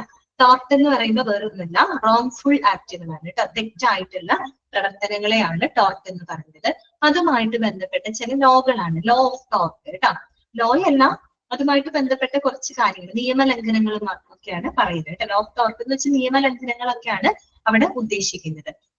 നിയമം ലംഘിക്കുക എന്ന് പറഞ്ഞാൽ എന്താണ്, അതൊരു റോങ്ഫുൾ ആയിട്ടുള്ള ഒരു ആക്ട് ആണ് അല്ലെ, അനാവശ്യമായിട്ടുള്ള ഒരു തെറ്റായിട്ടുള്ള ഒരു പ്രവണതയാണ് നിയമം ലംഘിക്കുക എന്ന് പറയുന്നത്. അപ്പൊ നോക്കാം, the word tort is derived from the Latin word tortus which means twisted or crooked. എന്താണ് ടോർട്ട് ചോദിക്കാട്ടോ. ടോർട്ട് എന്ന് പറയുന്ന വാക്ക് ഏത് വാക്കിൽ നിന്നാണ് ഡിറൈവ് ചെയ്തത്? ലാറ്റിൻ വേർഡ് ആയിട്ടുള്ള ടോർട്ടസ് എന്ന് പറയുന്ന ലാറ്റിൻ പദത്തിൽ നിന്നുമാണ് ടോർട്ട് ഡിറൈവ് ചെയ്തെടുത്തിരിക്കുന്നത്. അതിന്റെ മീനിങ് ഇതാണ്, ട്വിസ്റ്റഡ് ഓർ ക്രൂക്ഡ്. ട്വിസ്റ്റ് ചെയ്യാന്ന് വെച്ചാൽ എന്താ, വളച്ചൊടിക്കുക. അത് തന്നെ, വളച്ചൊടിക്കാണ്ടാ, വളച്ചൊടിക്കുക. ക്രൂക്ഡ് എന്ന് വെച്ചാൽ വളഞ്ഞത്, വക്രം എന്നൊക്കെയുള്ള അർത്ഥമാണ്. വളച്ചൊടിക്കുക എന്നുള്ള അർത്ഥം വരുന്ന ടോർട്ടസ് എന്ന ലാറ്റിൻ പദത്തിൽ നിന്നുമാണ് ടോർട്സ് എന്ന വാക്ക് ഉണ്ടായിട്ടുള്ളത് കേട്ടോ. ഇതെന്താ ഉദ്ദേശിക്കുന്നതെന്ന് അറിയാമോ? It is defined as any wrong, injury or damage is done to the person for which a civil suit can be brought. അതായത് നമ്മൾ മറ്റൊരാളുടെ എന്താ പറയുക സ്വത്തിനോ അല്ലെങ്കിൽ അവരുടെ അവകാശങ്ങൾക്കോ എന്താ പറയുക പരിക്ക് പറ്റുന്നതോ അല്ലെങ്കിൽ ദോഷമുണ്ടാക്കുന്നതോ ആയിട്ടുള്ള തെറ്റായിട്ടുള്ള തെറ്റായ പ്രവർത്തികളാവാം, ഒഴിവാക്കലുകളാവാം, അതിനെ കുറിച്ചൊക്കെ കൈകാര്യം ചെയ്യുന്ന ഒരു സിവിൽ നിയമത്തിന്റെ ഒരു ശാഖ. അതാണ് ഈ ലോ ഓഫ് ടോർട്ട് എന്ന് പറയുന്നത്. മനസ്സിലായി? മറ്റൊരാൾക്ക് ദോഷകരമായിട്ട് നമ്മൾ എന്തെങ്കിലും ചെയ്യാം, ചിലപ്പോൾ അവരുടെ സ്വത്തിനായിരിക്കാം, അല്ലെങ്കിൽ അവരുടെ എന്താ പറയാ മറ്റെന്തെങ്കിലും അവകാശങ്ങൾക്കാവാം. അതിനൊക്കെ എന്താണ് ദോഷം വരുന്ന രീതിയിൽ നമ്മൾ എന്തെങ്കിലും തെറ്റായ പ്രവർത്തികളാവാം, ചില ഒഴിവാക്കലുകൾ, മനഃപൂർവ്വം എന്തെങ്കിലും അർത്ഥമായിട്ടുള്ള എന്തെങ്കിലും നോക്കുക, അവരെ ഒഴിവാക്കുക.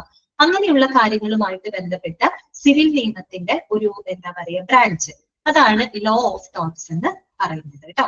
അപ്പൊ നോക്കി, അതിന് എക്സാമ്പിൾസ് ആണ് നമ്മൾ കാണാൻ പോകുന്നത്. എക്സാമ്പിൾസ് എന്തൊക്കെയാണ് ഉദാഹരണങ്ങൾ ഒന്ന് നോക്കിയേ. Act of wrongful commission, that means എന്താണ്, unnecessary operations. Act of wrongful commission, അതായത് ഈ കമ്മീഷന്റെ തെറ്റായിട്ടുള്ള പ്രവർത്തനങ്ങൾ. കമ്മീഷൻ എന്ന് പറയുന്നത് എന്ത് വേണമെങ്കിലും, അപ്പൊ ഹോസ്പിറ്റലാവാം, ഏതൊരു കമ്മീഷന്റെ തെറ്റായിട്ടുള്ള പ്രവർത്തനങ്ങൾ, അതാണ് അൺനെസസറി ഓപ്പറേഷൻ, അനാവശ്യമായിട്ടുള്ള ചില പ്രവർത്തനങ്ങൾ. ഓക്കെ, അതാണ് ഉദ്ദേശിക്കുന്നത്. അതൊക്കെ ഇതിനകത്ത് വരും കേട്ടോ. അതുപോലെ തന്നെ ആക്ട് ഓഫ് ഒമിഷൻ, ഒഴിവാക്കലുകൾ കേട്ടോ, ഒഴിവാക്കലുകൾ. ഒരു എക്സാമ്പിൾ അല്ല, ഒരു ഇത് ആക്ട് ഓഫ് ഒമിഷൻ എന്നുകൊണ്ട് ഉദ്ദേശിക്കുന്നതാണ് ഇപ്പം ഓട്ടോപ്സി വിത്തൗട്ട് ഒബ്റ്റെയിനിങ് കൺസെന്റ്, അതായത് സമ്മതമില്ലാതെ നമ്മൾ പോസ്റ്റ്മോർട്ടം ചെയ്യാം. ഓക്കെ, അപ്പൊ സമ്മതം അവിടെ നമ്മൾ ഒഴിവാക്കിയിട്ട് തന്നിഷ്ടപ്രകാരം അവിടെ പോസ്റ്റ്മോർട്ടം ചെയ്യാൻ പാടില്ല. അതൊരു നിയമലംഘനമാണ് കേട്ടോ. അതുപോലെ തന്നെ നമ്മൾ പ്രിസ്ക്രൈബ് ചെയ്തിട്ടുള്ള മെഡിസിൻ കറക്റ്റ് ആയിട്ട് രോഗിക്ക് അഡ്മിനിസ്റ്റർ ചെയ്യാതിരിക്കുക, അതൊരു തെറ്റാണ്. അതെന്ന് വെച്ചാൽ അവർക്ക് കൊടുക്കേണ്ട മരുന്ന് നമ്മൾ അവിടെ ഒഴിവാക്കുകയാണ് അല്ലെ, അവർക്ക് കിട്ടേണ്ട ഒരു അവകാശത്തിന് നമ്മൾ അവിടെ എന്ത് ചെയ്യാണ്, നിഷേധിക്കുകയാണ്, ഇല്ലാണ്ടാക്കുകയാണ് അല്ലെ, ഒഴിവാക്കാണ്. അതാണ് പറഞ്ഞ് പ്രിസ്ക്രൈബ്ഡ് മെഡിസിൻ കറക്റ്റ് ആയിട്ട് അഡ്മിനിസ്റ്റർ ചെയ്യാണ്ടിരിക്കുക, അല്ലെങ്കിൽ ഇപ്പൊ എന്തെങ്കിലും ഗുരുതരമായിട്ട് പരിക്ക് പറ്റിയിട്ട് വരുന്ന ആളുകളെ ശരിയായിട്ട് ചികിത്സിക്കാതിരിക്കുക, അതൊക്കെ എന്താണ്, ആക്ട് ഓഫ് ഒമിഷൻ ആണ് കേട്ടോ. ഒഴിവാക്കുകയാണ്, അവർക്ക് കിട്ടേണ്ട കാര്യത്തിൽ നിന്നും അവരതിൽ നിന്നൊക്കെ ഒഴിവാക്കുകയാണ്. അത് ആ ഒരു രോഗിയോട്, ആ ഒരു വ്യക്തിയോട് നമ്മൾ ചെയ്യുന്ന ഏറ്റവും വലിയൊരു തെറ്റാണ്. ഓക്കെ, അപ്പൊ അതാണ് ആക്ട് ഓഫ് ഒമിഷൻ എന്ന് ഉദ്ദേശിക്കുന്നത്, ഒഴിവാക്കലുകള്.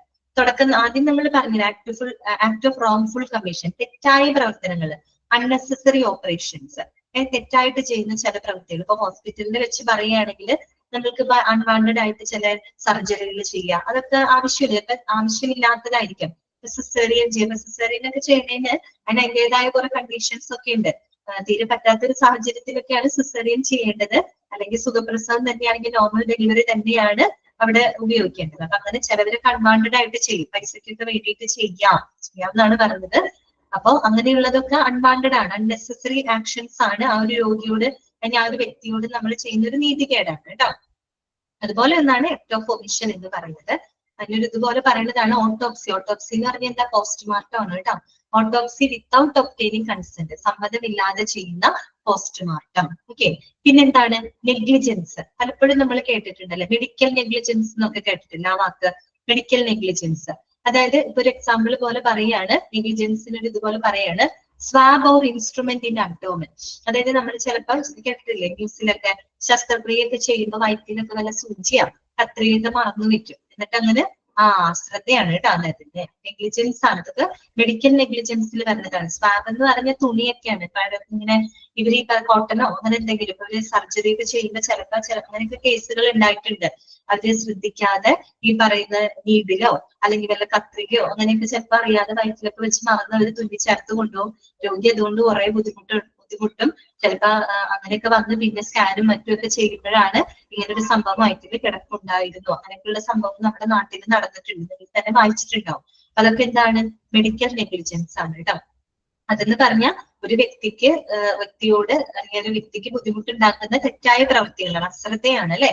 ഒരിക്കലും മെഡിസിനിൽ ചെയ്യാൻ പാടില്ലാത്തതാണ് അശ്രദ്ധ. മെഡിക്കൽ നെഗ്ലിജൻസ് എന്ന് പറഞ്ഞ വലിയ ഒരു ഒഫൻസ് ആണ് കേട്ടോ. അതുകൊണ്ട് ചിലപ്പോൾ രോഗിയുടെ മരണത്തിന് വരെ കാരണമായേക്കാം. പിന്നെന്താണ് പറയുന്നത്? Intentional interference. ഇന്റൻഷണൽ ഇന്റർഫറൻസ് നമ്മൾ ബോധപൂർവം നടത്തുന്ന ചില ഇടപെടലുകൾ എന്ന് വെച്ചാൽ മോശമായിട്ടുള്ള ഇടപെടലുകൾ, മനഃപൂർവ്വം ഡെലിബറേറ്റ് ആയിട്ടൊക്കെ ചെയ്യാം. ഇപ്പൊ ഇത് പറയുന്നത് it leads to mental or physical disturbance. അങ്ങനെയൊക്കെ ചെയ്യുമ്പോൾ നമുക്ക് മാനസികമായിട്ടും ശാരീരികമായിട്ടും കുറെ ഡിസ്റ്റർബൻസ് ആവും അല്ലെ. മനഃപൂർവ്വമായിട്ട് എന്തെങ്കിലും ചില ട്രീറ്റ്മെന്റ് കൊടുക്കുന്നതിൽ എന്തെങ്കിലും മനഃപൂർവ്വം ഡിലേ വരുത്താം. ചില ആളുകൾ ചിലപ്പോൾ വ്യക്തിപരമായിട്ടുള്ള എന്തെങ്കിലും പ്രശ്നങ്ങൾ മൂലം ഡിലേ ചെയ്യുക അല്ലെ. ഇപ്പൊ രോഗി വന്നു അർജന്റായിട്ട് വരുമ്പോ അവർക്കൊരു എമർജൻസി ട്രീറ്റ്മെന്റ് കൊടുക്കാതെ ഡിലേ വരുത്താം അല്ലെ, കാലതാമസം വരുത്താം. അതെന്നൊക്കെ പറയുമ്പോൾ ചിലര് മനഃപൂർവ്വം ചെയ്യുന്നതുണ്ടാവും കേട്ടോ. മനഃപൂർവ്വം ചെയ്യുന്ന കാര്യങ്ങൾ ഉണ്ടായിരിക്കാം. അതാണ് അവിടെ ഉദ്ദേശിക്കുന്നത്. ഇന്റൻഷണൽ ഇന്റർഫറൻസ് ആണ് കേട്ടോ, ബോധപൂർവം ചെയ്യുന്ന ഇടപെടലുകൾ. അതൊക്കെ വലിയ ഒഫൻസ് ആണ് കേട്ടോ. പിന്നെന്താണ്? Invasion of the right of privacy. അതാണ് invasion of the right of privacy. സ്വകാര്യതയുടെ അവകാശത്തിലേക്കുള്ള കടന്നുകയറ്റം.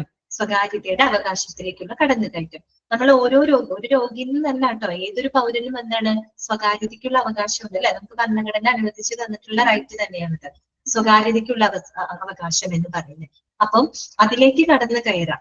അവരുടെ സ്വകാര്യതയെ നശിപ്പിക്കുന്ന രീതിയിൽ എന്തെങ്കിലും പ്രവൃത്തികൾ ഓരോ വ്യക്തിയുടെയും ചെയ്യാന്ന് പറയുന്നത് അതും ഒരു ടോർട്ടാണ് കേട്ടോ, നിയമലംഘനമാണെന്നാണ് പറയുന്നത്. കാര്യം സ്വകാര്യതയ്ക്കുള്ള അവകാശം നമുക്ക് നമ്മുടെ ഫണ്ടമെന്റൽ റൈറ്റ് ആണ്. അപ്പൊ അതിനെ നിഷേധിക്കുന്നതിന് തുല്യമാണ് കേട്ടോ. പിന്നെന്താണ്? Breach of professional secrecy. Breach of professional secrecy. Breach എന്ന് പറഞ്ഞാൽ എന്താണ്? ലംഘനം എന്നാണ് കേട്ടോ അർത്ഥം, ലംഘനം. Okay. Breach of professional secrecy എന്ന് പറഞ്ഞു കഴിഞ്ഞാല് പ്രൊഫഷണലി ഉണ്ടാവുന്ന രഹസ്യങ്ങളുടെ ലംഘനം. ഇപ്പൊ ഏതൊരു പ്രൊഫഷണൽ അവരുടേതായ ചില പ്രൊഫഷണൽ സീക്രസി ഉണ്ടായിരിക്കും. ഇപ്പൊ ഹോസ്പിറ്റൽ ആണെങ്കിൽ അവർക്ക് മറ്റു പല എന്തെങ്കിലും ടൈപ്പും കാര്യങ്ങളൊക്കെ ഉണ്ടാവും. ചില ഫാർമസി അങ്ങനെ എന്തെങ്കിലുമൊക്കെ ആയിട്ട് അവർക്ക് ടൈപ്പും കാര്യങ്ങളൊക്കെ ഉണ്ടായിരിക്കും. അതൊക്കെ അവരുടെ പ്രൊഫഷണൽ സീക്രസിയുടെ ഭാഗമാണ്. അപ്പൊ അതൊന്നും അങ്ങനെ പുറത്തേക്ക് വിടാനായിട്ട് പാടില്ല. അതില് അങ്ങനെയുള്ള പ്രൊഫഷണൽ സീക്രസികളുടെ ഒക്കെ ലംഘനം. എന്താണ്? അയ്യോ ഫാത്തിമ, ഞാൻ വായിക്കാൻ പറ്റില്ല കേട്ടോ മെസ്സേജ്, അയക്കാൻ പറ്റിയില്ല മെസ്സേജ്, അപ്പോഴേക്കും പോയി. ഓക്കെ. അപ്പൊ ബ്രീച്ച് ഓഫ് പ്രൊഫഷണൽ സീക്രസി കേട്ടോ, അതായത് ഈ പറയുന്ന പ്രൊഫഷണൽ സീക്രസിയുടെ ഒക്കെ ലംഘനങ്ങള്, അതൊക്കെ ഈ പറയുന്ന ഇതാണ് കേട്ടോ, നിയമലംഘനമാണത്. തെറ്റായ ഒരു പ്രവൃത്തിയാണ് കേട്ടോ, റോങ്ഫുൾ ആക്ട് ആണ്. പിന്നെ പറയുന്നത് ബാക്ടറി. ബാക്ടറിയിലൂടെ ഉദ്ദേശിക്കുന്നത് surgeon going beyond the limit of patient's consent. അതാണ് surgeon going beyond the limit of patient's consent. അതായത് ഈ പറയുന്ന പേഷ്യന്റിന്റെ സമ്മതത്തിന്റെ പരിധിക്കപ്പുറം ചെയ്യുന്ന ശസ്ത്രക്രിയകൾ. മനസ്സിലായോ? അങ്ങനെയൊക്കെ ചെയ്യാറുണ്ട്, ചെയ്യുന്ന സാഹചര്യങ്ങളുണ്ട്. അതിന് നമ്മൾ ശരിക്കും ബാക്ടറി എന്ന് വെച്ചാൽ ശരിക്കും ശാരീരിക ആക്രമണം എന്നൊക്കെയാണ് അർത്ഥം കേട്ടോ. ശാരീരികമായിട്ടുള്ള ആക്രമണം എന്നുള്ള അർത്ഥത്തിലാണ് ഇവിടെ പറയുന്നത്. The surgeon going beyond the limit of patient's consent. പേഷ്യന്റിന്റെ സമ്മതമില്ലാതെ അവരുടെ പരിധിക്കപ്പുറം ചെയ്യുന്ന ചില ശസ്ത്രക്രിയകൾ. ഇപ്പൊ പണ്ടൊക്കെ ഞാൻ കേട്ടിട്ടുണ്ട്, ശരിയാണെന്ന് അറിയില്ല, ശസ്ത്രക്രിയൊക്കെ ചെയ്യുന്ന കിഡ്നിയൊക്കെ അടിച്ചു മാറ്റുന്നൊക്കെ പറയുന്നത് കേട്ടിട്ടുണ്ട് പണ്ടിട്ട്. ഞാനൊക്കെ സ്കൂളിൽ പഠിക്കുന്ന കാലത്തൊക്കെ അങ്ങനെയൊക്കെ നടന്നിട്ടുണ്ട്. അതൊക്കെ ഈ പറയുന്ന അല്ലെ പേഷ്യന്റിന്റെ സമ്മതമില്ലാതെ നടക്കുന്നതാണ്. എക്സാമ്പിൾ പറഞ്ഞോളൂ കേട്ടോ. ഓക്കെ. അപ്പൊ ഇങ്ങനെയുള്ള കാര്യങ്ങളൊക്കെ എന്തിൽ വരുന്നതാണ്? ടോർട്ടിന് എക്സാമ്പിൾ ആണ് കേട്ടോ. ലോ ഓഫ് ടോർട്ട്, നിയമലംഘനങ്ങൾക്ക് എക്സാമ്പിൾ ആണ്. ടോർട്ട് എന്ന് പറഞ്ഞാൽ വേറൊന്നുമില്ല, റോങ്ഫുൾ ആയിട്ടുള്ള പ്രവർത്തനങ്ങളാണ്. അത് മറ്റൊരാളുടെ അവകാശങ്ങൾക്ക് ചെയ്യുന്ന ലംഘനങ്ങളാണെന്നുള്ളത് മനസ്സിലാക്കി വെക്കുക. അതിനൊക്കെയുള്ള എക്സാമ്പിൾ ആണ് നമ്മൾ ഈ പറഞ്ഞ അൺനെസസറി ഓപ്പറേഷൻസും ആക്ട് ഓഫ് ഒമിഷൻ, ഒഴിവാക്കലുകൾ അല്ലെ. ഒഴിവാക്കലുകൾക്ക് എക്സാമ്പിൾ ഇപ്പൊ നമ്മള് പോസ്റ്റ്മോർട്ടം, സമ്മതമില്ലാതെ പോസ്റ്റ്മോർട്ടം ചെയ്യുക, പ്രിസ്ക്രൈബ്ഡ് മെഡിസിൻ നമ്മള് കൃത്യമായിട്ട് രോഗികളെ അഡ്മിനിസ്റ്റർ ചെയ്യാതിരിക്കുക, അതൊക്കെ കേട്ടോ. പിന്നെ മെഡിക്കൽ നെഗ്ലിജൻസ്, അശ്രദ്ധകള്, പിന്നെ ബോധപൂർവ്വം നടത്തുന്ന ഇന്റർഫെറൻസുകള്, പിന്നെ സ്വകാര്യതയിലേക്കുള്ള കടന്നുകയറ്റം, പിന്നെ പ്രൊഫഷണൽ സീക്രസീനെ ലംഘിക്കുക, പിന്നെ നമ്മൾ ഈ പറയുന്ന നമ്മുടെ സമ്മതത്തിനപ്പുറത്തേക്ക് ചെയ്യുന്ന ചില സർജറികള്, ബാക്ടറി എന്നാണ് പറയാ കേട്ടോ, ശാരീരിക ആക്രമണം, അതൊക്കെ ടോർട്ടുകൾക്ക് എക്സാമ്പിൾ. മതി കേട്ടോ ഇന്നത്തെ ക്ലാസ്. ഓക്കെ, അപ്പൊ ഞാനൊന്ന് അൺമ്യൂട്ട് ചെയ്യാണ്. എന്തെങ്കിലും ഡൗട്ട് ഉണ്ടെങ്കിൽ ചോദിച്ചു കേട്ടോ. ക്ലിയർ ആണോ നിങ്ങൾക്ക് ഇന്നത്തെ ക്ലാസ്? ഓക്കെ ആണോ? ശരി. ഡെലിവറി ടൈം മെഡിക്കൽ സ്റ്റുഡൻസ് പോയി പറ്റുമോ നോക്കട്ടെ.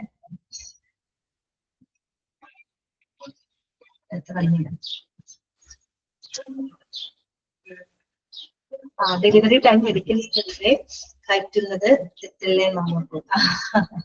മെഡിക്കൽ സ്റ്റുഡൻസിനെ കയറ്റുന്നതാ അറിയില്ല ഫാത്തിമ. മെഡിക്കൽ സ്റ്റുഡൻസിന് കേട്ടത് തെറ്റെന്ന് പറയാൻ പറ്റില്ല, കാരണം അവര് മെഡിക്കൽ സ്റ്റുഡന്റ് ആണല്ലോ. മെഡിക്കൽ സ്റ്റുഡന്റ് ആവുമ്പോൾ അവരത് പഠിക്കുന്ന ആൾക്കാരാണ്. അവരതിന് എന്താണ് സ്വകാര്യതേനെ നമുക്ക് തടയുന്നു എന്ന് പറയാൻ പറ്റില്ല. അവിടെ ഡോക്ടേഴ്സും നഴ്സുമാരൊക്കെ അവിടെ പ്രൈവസി എന്നുള്ള രീതിയിലല്ല, അവരവരുടെ ഒരു പ്രൊഫഷന്റെ ഭാഗമായിട്ടാണ് അവിടെ കയറുന്നത് അല്ലെ. അപ്പൊ അങ്ങനെ നമുക്ക് അവിടെ നാണം അങ്ങനെയൊന്നും വിചാരിക്കേണ്ട കാര്യമില്ല. അവര് നമ്മളെ ഓരോ മെഡിക്കൽ കേസുകളായിട്ടാണ് കൺസിഡർ ചെയ്യുന്നത്. ഓക്കെ, അപ്പൊ നിങ്ങളുടെ ഇന്നത്തെ ക്ലാസ് നമുക്ക് വൈൻഡപ്പ് ചെയ്യാം. നമുക്ക് മൺഡേ കാണാം. Okay, thank you.